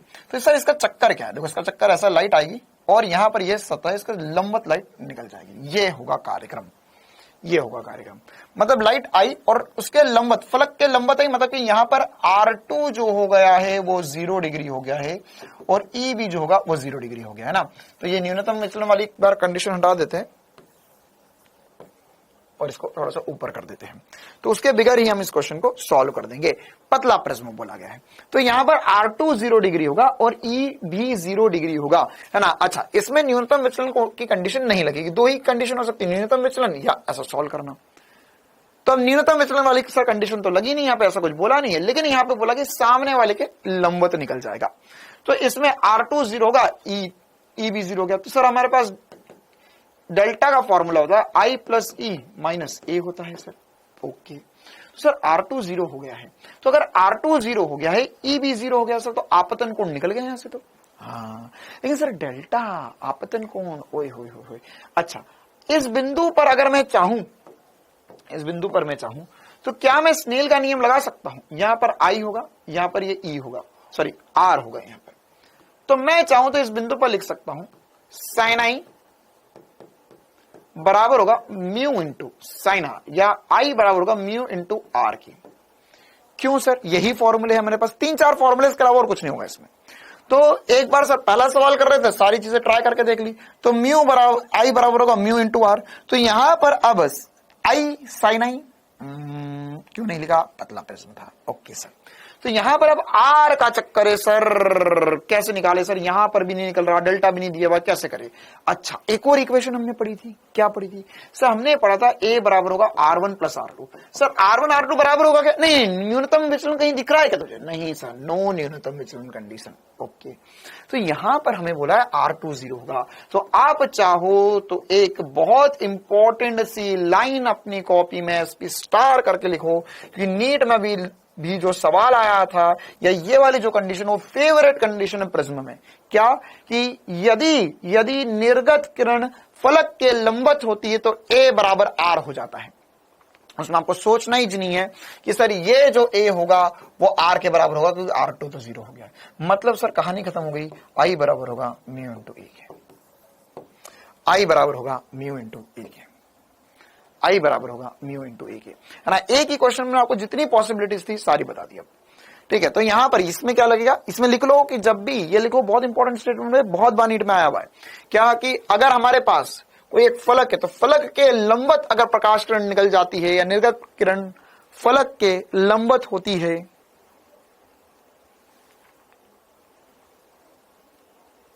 निर्गत किरण फलक के लंबवत होती है, तो उस कंडीशन में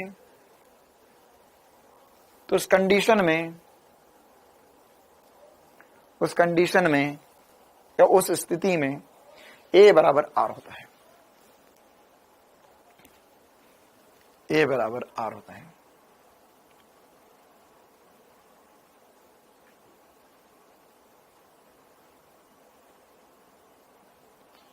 चलो, इसका भी आंसर न्यू ए है ना। मतलब कि देखो, हर 8-9 साल में सवाल रिपीट होता है, तो 2024 में अगर आप 9 साल पीछे जाओ, 2013, 14, 15 के सवाल आ सकते हैं सर, कहीं 16 का ना आ जाए। Okay, don't worry. हाँ, नीट 2014 में भी एक सवाल पूछा गया था, जल्दी से करो। ये अब सेम पैटर्न पर सवाल हो गए, ठीक है। देखो, पहले आइडेंटिफाई कर लो न्यूनतम विचलन वाला है या नहीं है। सवाल बोला हुआ है कि किसी प्रिज्म का कोण ए है, इस प्रिज्म के एक अपवर्तक फलक को रजतित कर दिया गया। अच्छा, पर रजतित कर परावर्तक बना दिया गया है। इस पृष्ठ पर 2a कोण पर आपतित प्रकाश की किरणें रजतित से परावर्तन के पश्चात अपने मार्ग पर वापस आ जाती है। वही सर, ये क्या बोल दिया, प्रिज्म का अपवर्तनांक पूछा है सर, न्यूनतम विचलन तो कहीं नहीं बोला, न्यूनतम विचलन तो कहीं नहीं बोला। ओके, आई एम रिलैक्स, न्यूनतम विचलन नहीं है। अब ये क्या चक्कर है रजतित वाला, क्या ऐसा सवाल आया है? बिल्कुल, ये जो बात है और अभी जो हमने करा वो एग्जैक्ट सेम चीज है। क्यों? क्योंकि देख, अगर मान के चल मैंने यहां पर इसे रजतित कर दिया, तो इसका तात्पर्य क्या है? इसका तात्पर्य यह है, और रजतित करने के बाद लाइट टकरा के अपने पथ पर वापस लौट गई। इसका मतलब यह है कि सर लाइट यहाँ के इस सतह के लंबवत टकराई थी। बोल प्यारे, हाँ या ना? हाँ सर, 110% इस सतह के लंबवत लाइट थी, इस सतह के लंबवत लाइट थी, तभी तो वो जैसी आई वैसी चलेगी, जैसी आई वैसी की वैसी चलेगी। ओके सर, तो यहां पर क्या होगा? फिर से वही होगा, R2 बराबर 0 होगा और A बराबर R होगा। क्या होगा? वही होगा जो मंजूर खुदा होगा। लाइट जाएगी, टकराएगी और टकरा कर वापस आ जाएगी। तो सर यहाँ क्या होगा? यहाँ पर ये वही वाली बात होगी कि पहले स्टार्टिंग में लाइट सर किसी आपतन कोण से घुसने की कोशिश तो कर रही थी, ये कोण I होगा, ये कोण R होगा, बस कहानी खत्म होगी और A बराबर R होगा। तो अब क्या करेंगे? अपवर्तनांक निकालना है। फिर से स्नेहल बाबा की जय हो, है ना। तो यहां क्या होगा? यहां पर होगा साइन आई बराबर होगा म्यू इंटू साइन आर के। ओके सर, क्या निकालना है मुझे निकालना है म्यू। ओके सर वो लगा दो क्या? Delta minimum. अरे डेल्टा मिनिमम क्यों लगा रहा भाई? डेल्टा मिनिमम नहीं बोला क्वेश्चन में। ओके, तो साइन आई क्या होगा सर? साइन आई क्या?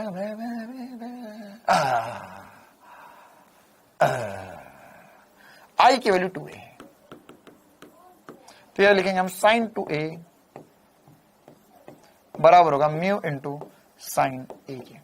बस यही कंडीशन थी, इसके अलावा तुम सब कुछ कर लोगे खुद से, है ना। यही इंपॉर्टेंट सी बात समझानी मुझे। सतह के लंबवत जब लाइट टकरा रही है सीधे निकल गई, तो उन कंडीशन में R2 0 हो जाएगा और A बराबर R हो जाएगा।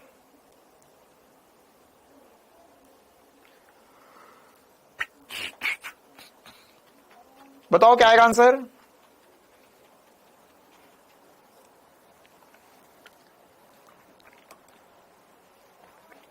सर क्या 8 का स्टूडेंट अगर फिजिक्स, केमिस्ट्री, बायो तीनों एडिशनल सब्जेक्ट में ले ट्राई करे तो नीट का एग्जाम दे सकता है? हाँ, कर ले भाई, बहुत ही अच्छी बात है। फिर तो साइन 2a जो हो जाएगा 2 साइन a कॉस a बराबर होगा म्यू साइन a। क्या करा? अभी जो मैंने बताया था वही करा मैंने। तो यहां से हो गया, क्या निकालना है? म्यू 2 कॉस a के बराबर हो गया।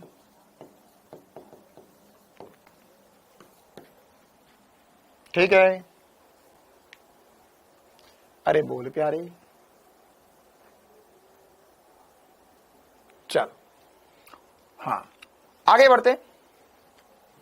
अच्छा, ये वाला सवाल करने से पहले कुछ न्यूनतम विचलन वाले कर लेते हैं ना। जैसे अब देखो 2015 में 2016 में साफ लिखा हुआ सवाल में न्यूनतम विचलन, ठीक है। अच्छा ये वाला एक सवाल है, तो आप ट्राई कर लेना खुद से, होमवर्क में दे दूंगा मैं। और हाँ, ये 2018 वाला सवाल मैं आपको बताना चाह रहा था। ये वाला जो सवाल है, ये वाला सवाल एग्जैक्ट वैसा का वैसा जैसा अभी हमने करा, अभी हमने किया, एग्जैक्ट उसी प्रकार का सवाल है। इसमें भी कंडीशंस वैसी ही बोली गई है 2014 में जो बोला था। देखो यहां पर सवाल भयंकर रिपीट, क्योंकि प्रश्न में क्या कर लोगे आप, है ना। ये देखो 2021 वाला सवाल देखो, इसमें भी सतह के लंबवत लाइट है, मतलब कि क्या हो गया सर, वही वाली बात है कि R1 या R2 एक 0 हो गया।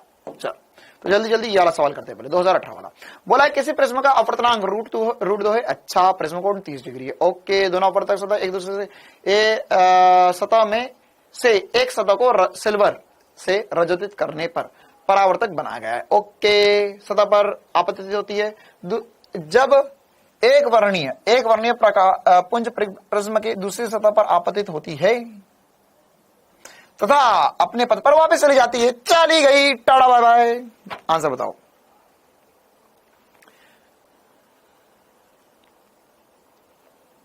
बताओ भाई आंसर क्या आएगा, कर लोगे,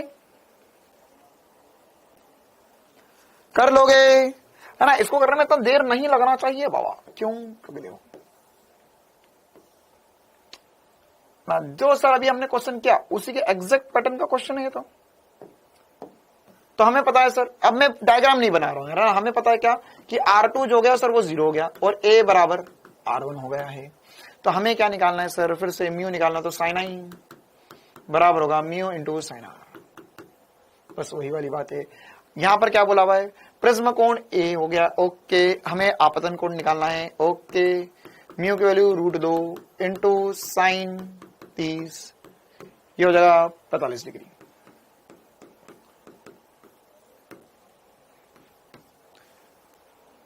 क्लियर है मामला? कॉपी पे पेन लगा, मुझे ऐसा मत देख, मैं तो याद करके आता हूं घर से। हाँ, एक लास्ट वाला कर लेते हैं, फिर न्यूनतम विचलन वाला कर लेंगे। Tell answer fast, NEET 2021 question in front of you. Same सवाल जैसा अभी करा। देखो इवन एक्चुअल में चक्कर ही है ना कि इसमें वैल्यूज भी एक दो ही रख सकते हैं। मैं बोल रहा हूं तुम्हें, तुम 1000 सवाल लगाओ इस प्रिज्म के, उसमें तुम्हें 999 सवाल जो होंगे उनमें अपवर्तनांक √2 या √3 दिया होगा, या आंसर निकाल कर लाओगे। क्यों? क्योंकि सर साइन और कॉस की वैल्यूज जो होंगी उसमें 1/√2 √3/2 यही आ सकता है ना। और जब सॉल्व करोगे तो एंगल ऐसे मैच करने चाहिए कि आंसर भी ढंग का आए। तो ये वही वाली बात है ना। अब अपवर्तनांक √3 दिया हुआ, यहाँ पे अब √2 दिया हुआ था। 90% सवालों में ही दिखेगा आपको। अच्छा, तो क्या बोला हुआ है, हमें बताना कि यहाँ पे निर्गत कोण क्या होगा। Okay sir, let us find out what is the निर्गत कोण इज द। ये थोड़ा सा मतलब अच्छा बना देता हूं। ये हमारे टाइपिंग वाले भैया ने ना डायग्राम जब बनाया तो इन्होंने डब्बा ही बना दिया सीधे। यहाँ क्या हो गया, 90 डिग्री ये दिखा रहा है कि या 90 डिग्री पर लाइट आ रही है। अच्छा सर, तो light coming 90 degree, what to do, सीधे जाएगी, टकराएगी, खत्म कहानी। क्यों? क्योंकि यहां पर सर लाइट सीधे आ जाएगी, क्योंकि यहां पर सर किसी भी प्रकार का कोई अपवर्तन नहीं होगा। अब लाइट यहां पे टकराएगी, कितने कोण पे टकराएगी वो पता कर लो। तो आपको पता करना है यहाँ पे निर्गत कोण, ठीक है। तो ये वाला कोण कितना होगा सर, एग्जैक्ट सेम कहानी सर, A बराबर R हो जाएगा, A बराबर R हो जाएगा, A बराबर R हो जाएगा। अब होगी दिल में धक धक, ये बता दो कि A की वैल्यू, R की वैल्यू जो है वो कितनी लूं मैं यहां पर सॉल्व करने के लिए। बस इतनी सी बात है। इस सवाल का ट्विस्ट सारा यहीं टिका हुआ है कि यहां पर साइन आई बराबर तो आप लिख लोगे, या यहां पर लिखोगे तो ये R है, तो आप लिखोगे म्यू इंटू साइन आर। इस बिंदु पे स्नेल का नियम लगा रहा हूं, बराबर होगा साइन ई के। तो आप निकाल तो दोगे, लेकिन आप यहां पर आर की वैल्यू कितनी रखोगे। है सर कंपटीशन किसके बीच में, म्यू की वैल्यू तो √3 दी हुई है सर। अब यहां मैं रखूं 60 डिग्री या 30 डिग्री, है ना। अब मान के चल तेरा दिमाग काम नहीं करा, भेजा काम नहीं करा, ये सवाल वाले ने भी है ना पता नहीं क्या ही बना दिया। क्यों? अगर तूने यहाँ पे गलती से तूने बोला सर 60 डिग्री दी हुआ, साइन आर की वैल्यू तो आपने बताया A बराबर R होगा, A की वैल्यू 60 डिग्री तूने रख के सॉल्व भी कर लिया ना। तो यहाँ पर हो जाएगा √3/2, और जब जैसे ही सॉल्व करेगा √3 3/2 हो जाएगा। तो ये तो सर संभव ही नहीं है। क्यों? क्योंकि साइन का मान 1 से ज्यादा हो ही नहीं सकता। मतलब सर मैंने यहाँ पे गलत लिखा हुआ है। ना, तो यह तो सर एसपी स्टार बन गया, यह तो 30 डिग्री आएगा। अब 30 डिग्री क्यों आएगा ये समझ लेते हैं। समझ में आई बात? 60 डिग्री क्यों नहीं रख सकता? क्योंकि सर 60 डिग्री रख दूंगा तो आंसर ही नहीं आएगा, वहां पे साइन की वैल्यू 1 से ज्यादा आ जाएगी, मतलब मामला गड़बड़ है, तो दूसरा ही रखना पड़ेगा। मतलब √3/2 या ये हो जाएगा साइन ई, या ई की वैल्यू हो जाएगी 60 degree. Now why we do such things? देखो एक्चुअल में ध्यान रखना हमेशा, जो प्रिज्म कोण होता है, प्रिज्म कोण जो होता है वो दो फलक जिनसे लाइट गुजर रही है उनके मध्य का कोण प्रिज्म कोण होता है।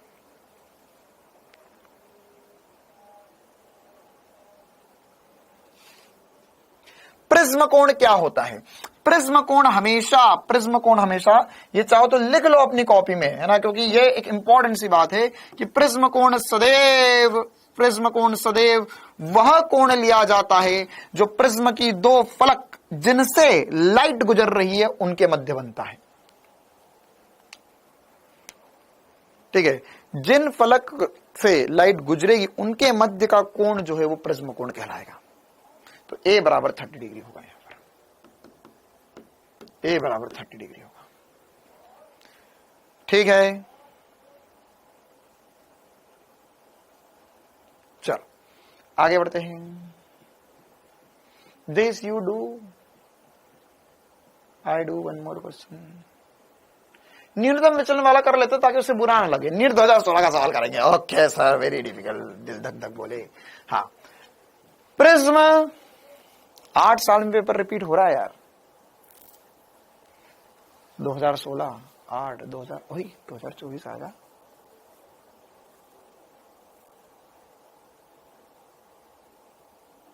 चलो बताओ क्या आएगा आंसर। अबे डरते क्यों हो यार, डरते क्यों हो? आने दो 2016 जैसा पेपर। डर पड़ा है क्या भाई किसी काम में? हम नहीं डरते किसी 2016।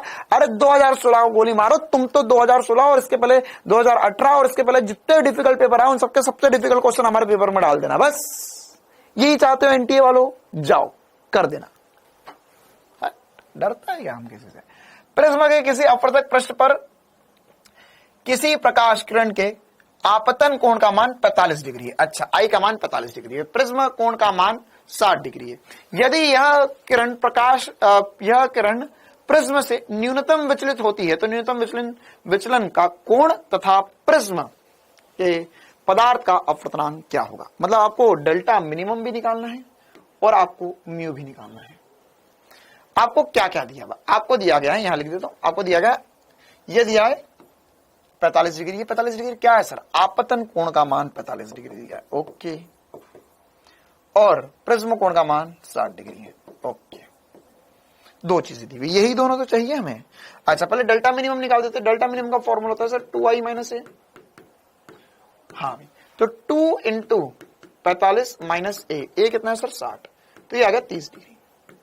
30 डिग्री, तो ये आंसर होगा, ये आंसर होगा। आंसर तो यही होगा। नीट 2016 वाला है, गरीब लोग ऐसा डिफिकल्ट पेपर बनाएंगे क्या?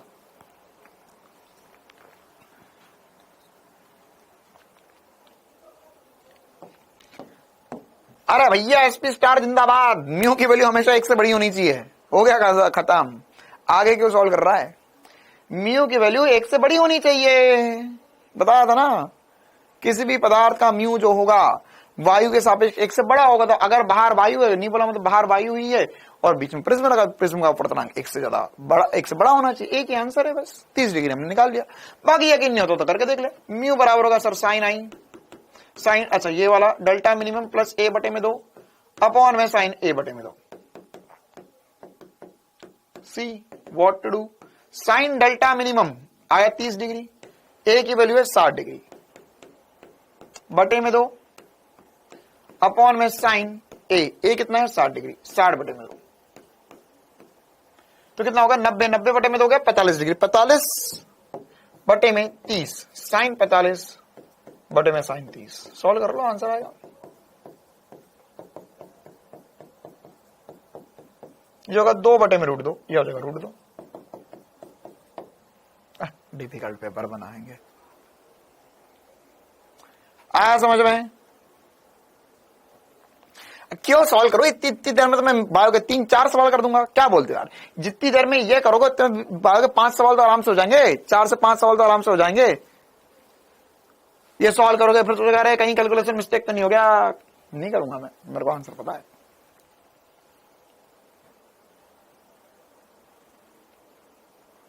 स्नेल के नियम से निकाला म्यू, हाँ वो भी कर सकते हो बिल्कुल। हाँ स्नेल के नियम से, ये वैसे स्नेल का नियम ही लिखा हुआ है एक तरीके से, बाकी आप स्नेल का नियम भी लगा सकते हो, बात बराबर है। लेकिन वो लगाओगे, आई दिया हुआ है आपको, ठीक है स्नेल का नियम लगा लो। एक बच्चे ने सर मैंने तो स्नेल के नियम से कर लिया, बहुत बढ़िया स्नेल का नियम लगा दिया तूने, कैसे लगा दिया इसने? यहां पर ये लाइट जाएगी, यहां से निकलेगी, फिर यहां पर पहुंचेगी, तो इस बिंदु पर लगाऊंगा तो हो जाएगा साइन आई बराबर होगा mu into sine R. But सवाल तो मेरा ये निकालू ही क्यों मैं? साइन आई दिया हुआ 45 डिग्री, अच्छा साइन आर कहता है, आर की वैल्यू हो जाएगी सर ए बटा 2, न्यूनतम विचलन है, तो ये हो जाएगा 60/2, क्या हो गया 30 डिग्री। लो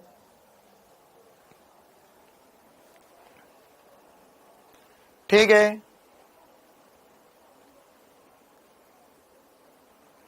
चलो हाँ भाई, नीट 2015 का सवाल करे क्या? अब तुम लोग करो यार, अब है ना, ये 2-3 सवाल है। अच्छा होमवर्क में आज थोड़े कम सवाल है, आज 7-8 सवाल ही होमवर्क में डाले मैंने, है ना। एक्चुअल मुझे लग रहा था कि ये सारे सवाल में से बहुत सारे सवाल बच जाएंगे, वैसे बचे भी है बहुत सारे, तो आपको ये भी देना है और वो वाले क्वेश्चन भी तो ज्यादा ना हो जाए, इसलिए ये वैसे ये भी कितने सवाल हो गए, 1 2 3 सवाल ही हो गए, ठीक है। Anything else new? 3 questions from here, और उसके बाद में फिर हम कल की क्लास में मामला समेट देंगे। हाँ मंडे को 2 बजे क्लास हुई।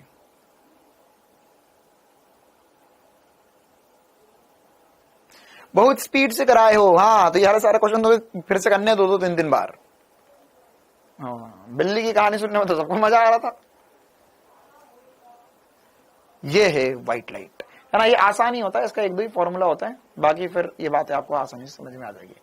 फिर इसके बाद में, है ना, देखो अब हमारे पास 2 और टॉपिक बचते हैं इसके, एक है आंख और एक है आंख से देखने के लिए चश्मा, और उसके बाद में दूरबीन। तो ये सारी चीजों में थोड़ा सा समय लग सकता है कल, है ना, लेकिन कल तो हम खत्म करेंगे इस चीज को। तो कल आंख चश्मा ये सब समझ लेंगे, और साथ ही साथ ठीक है वो वैसे सिलेबस से वो चीज तो हट गई। हाँ रेनबो वगैरह सिलेबस से हट गया, तो रेनबो वगैरह पढ़ाने का मतलब नहीं है ना, वो उस पर एक आधा थ्योरेटिकल सवाल आता था, लेकिन अब वो हट गया है।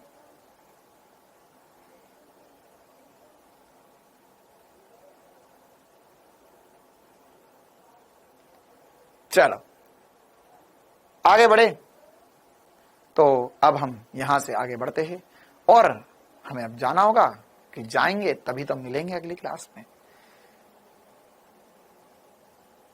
ओके हाँ विबग्योर अगली क्लास में पढ़ेंगे। हाँ हाँ बेटा रोने की जरूरत नहीं है, रोने की जरूरत नहीं है ना, ओके कोई बात नहीं, भूत नहीं होता है।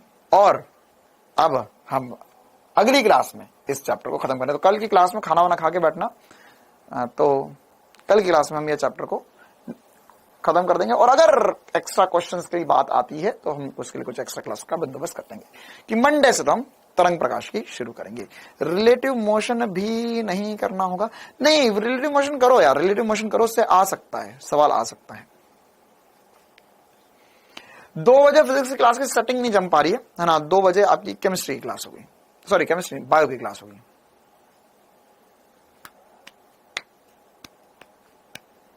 हाँ रेगुलर क्लास होगी 2 बजे, मतलब कि ऐसा है कि देखो यार हम लोग एक तरह से कर सकते हैं, एक्सपेरिमेंट टाइप करके देख रहे हैं, क्योंकि बहुत सारे बच्चे पहले भी बोल रहे थे कि सर क्लासेस थोड़ी जल्दी, और स्पेशली मतलब जो आखिरी क्लास होती है वो जब लंबी हो जाती है, तो उसमें ना कुछ बच्चे अगर कहीं बाहर बैठ के पढ़ रहे हैं, कहीं लाइब्रेरी वगैरह में बैठ के पढ़ रहे हैं, तो उनके मेस पे खाना खत्म हो जाता है, घर पे जाने में दिक्कत होती है, या स्पेशली गर्ल्स को भी शाम के टाइम पे ना, तो आखिरी क्लास अगर लेट तक चलती है तो उसमें है ना, अगर कुछ और काम वगैरह करने होते तो उसमें समस्या चली जाती है। और बाकी साथ ही साथ ठंड भी बढ़ गई है, तो हम लोग थोड़ा सा जल्दी पढ़ेंगे तो रात को जल्दी खत्म कर पाएंगे।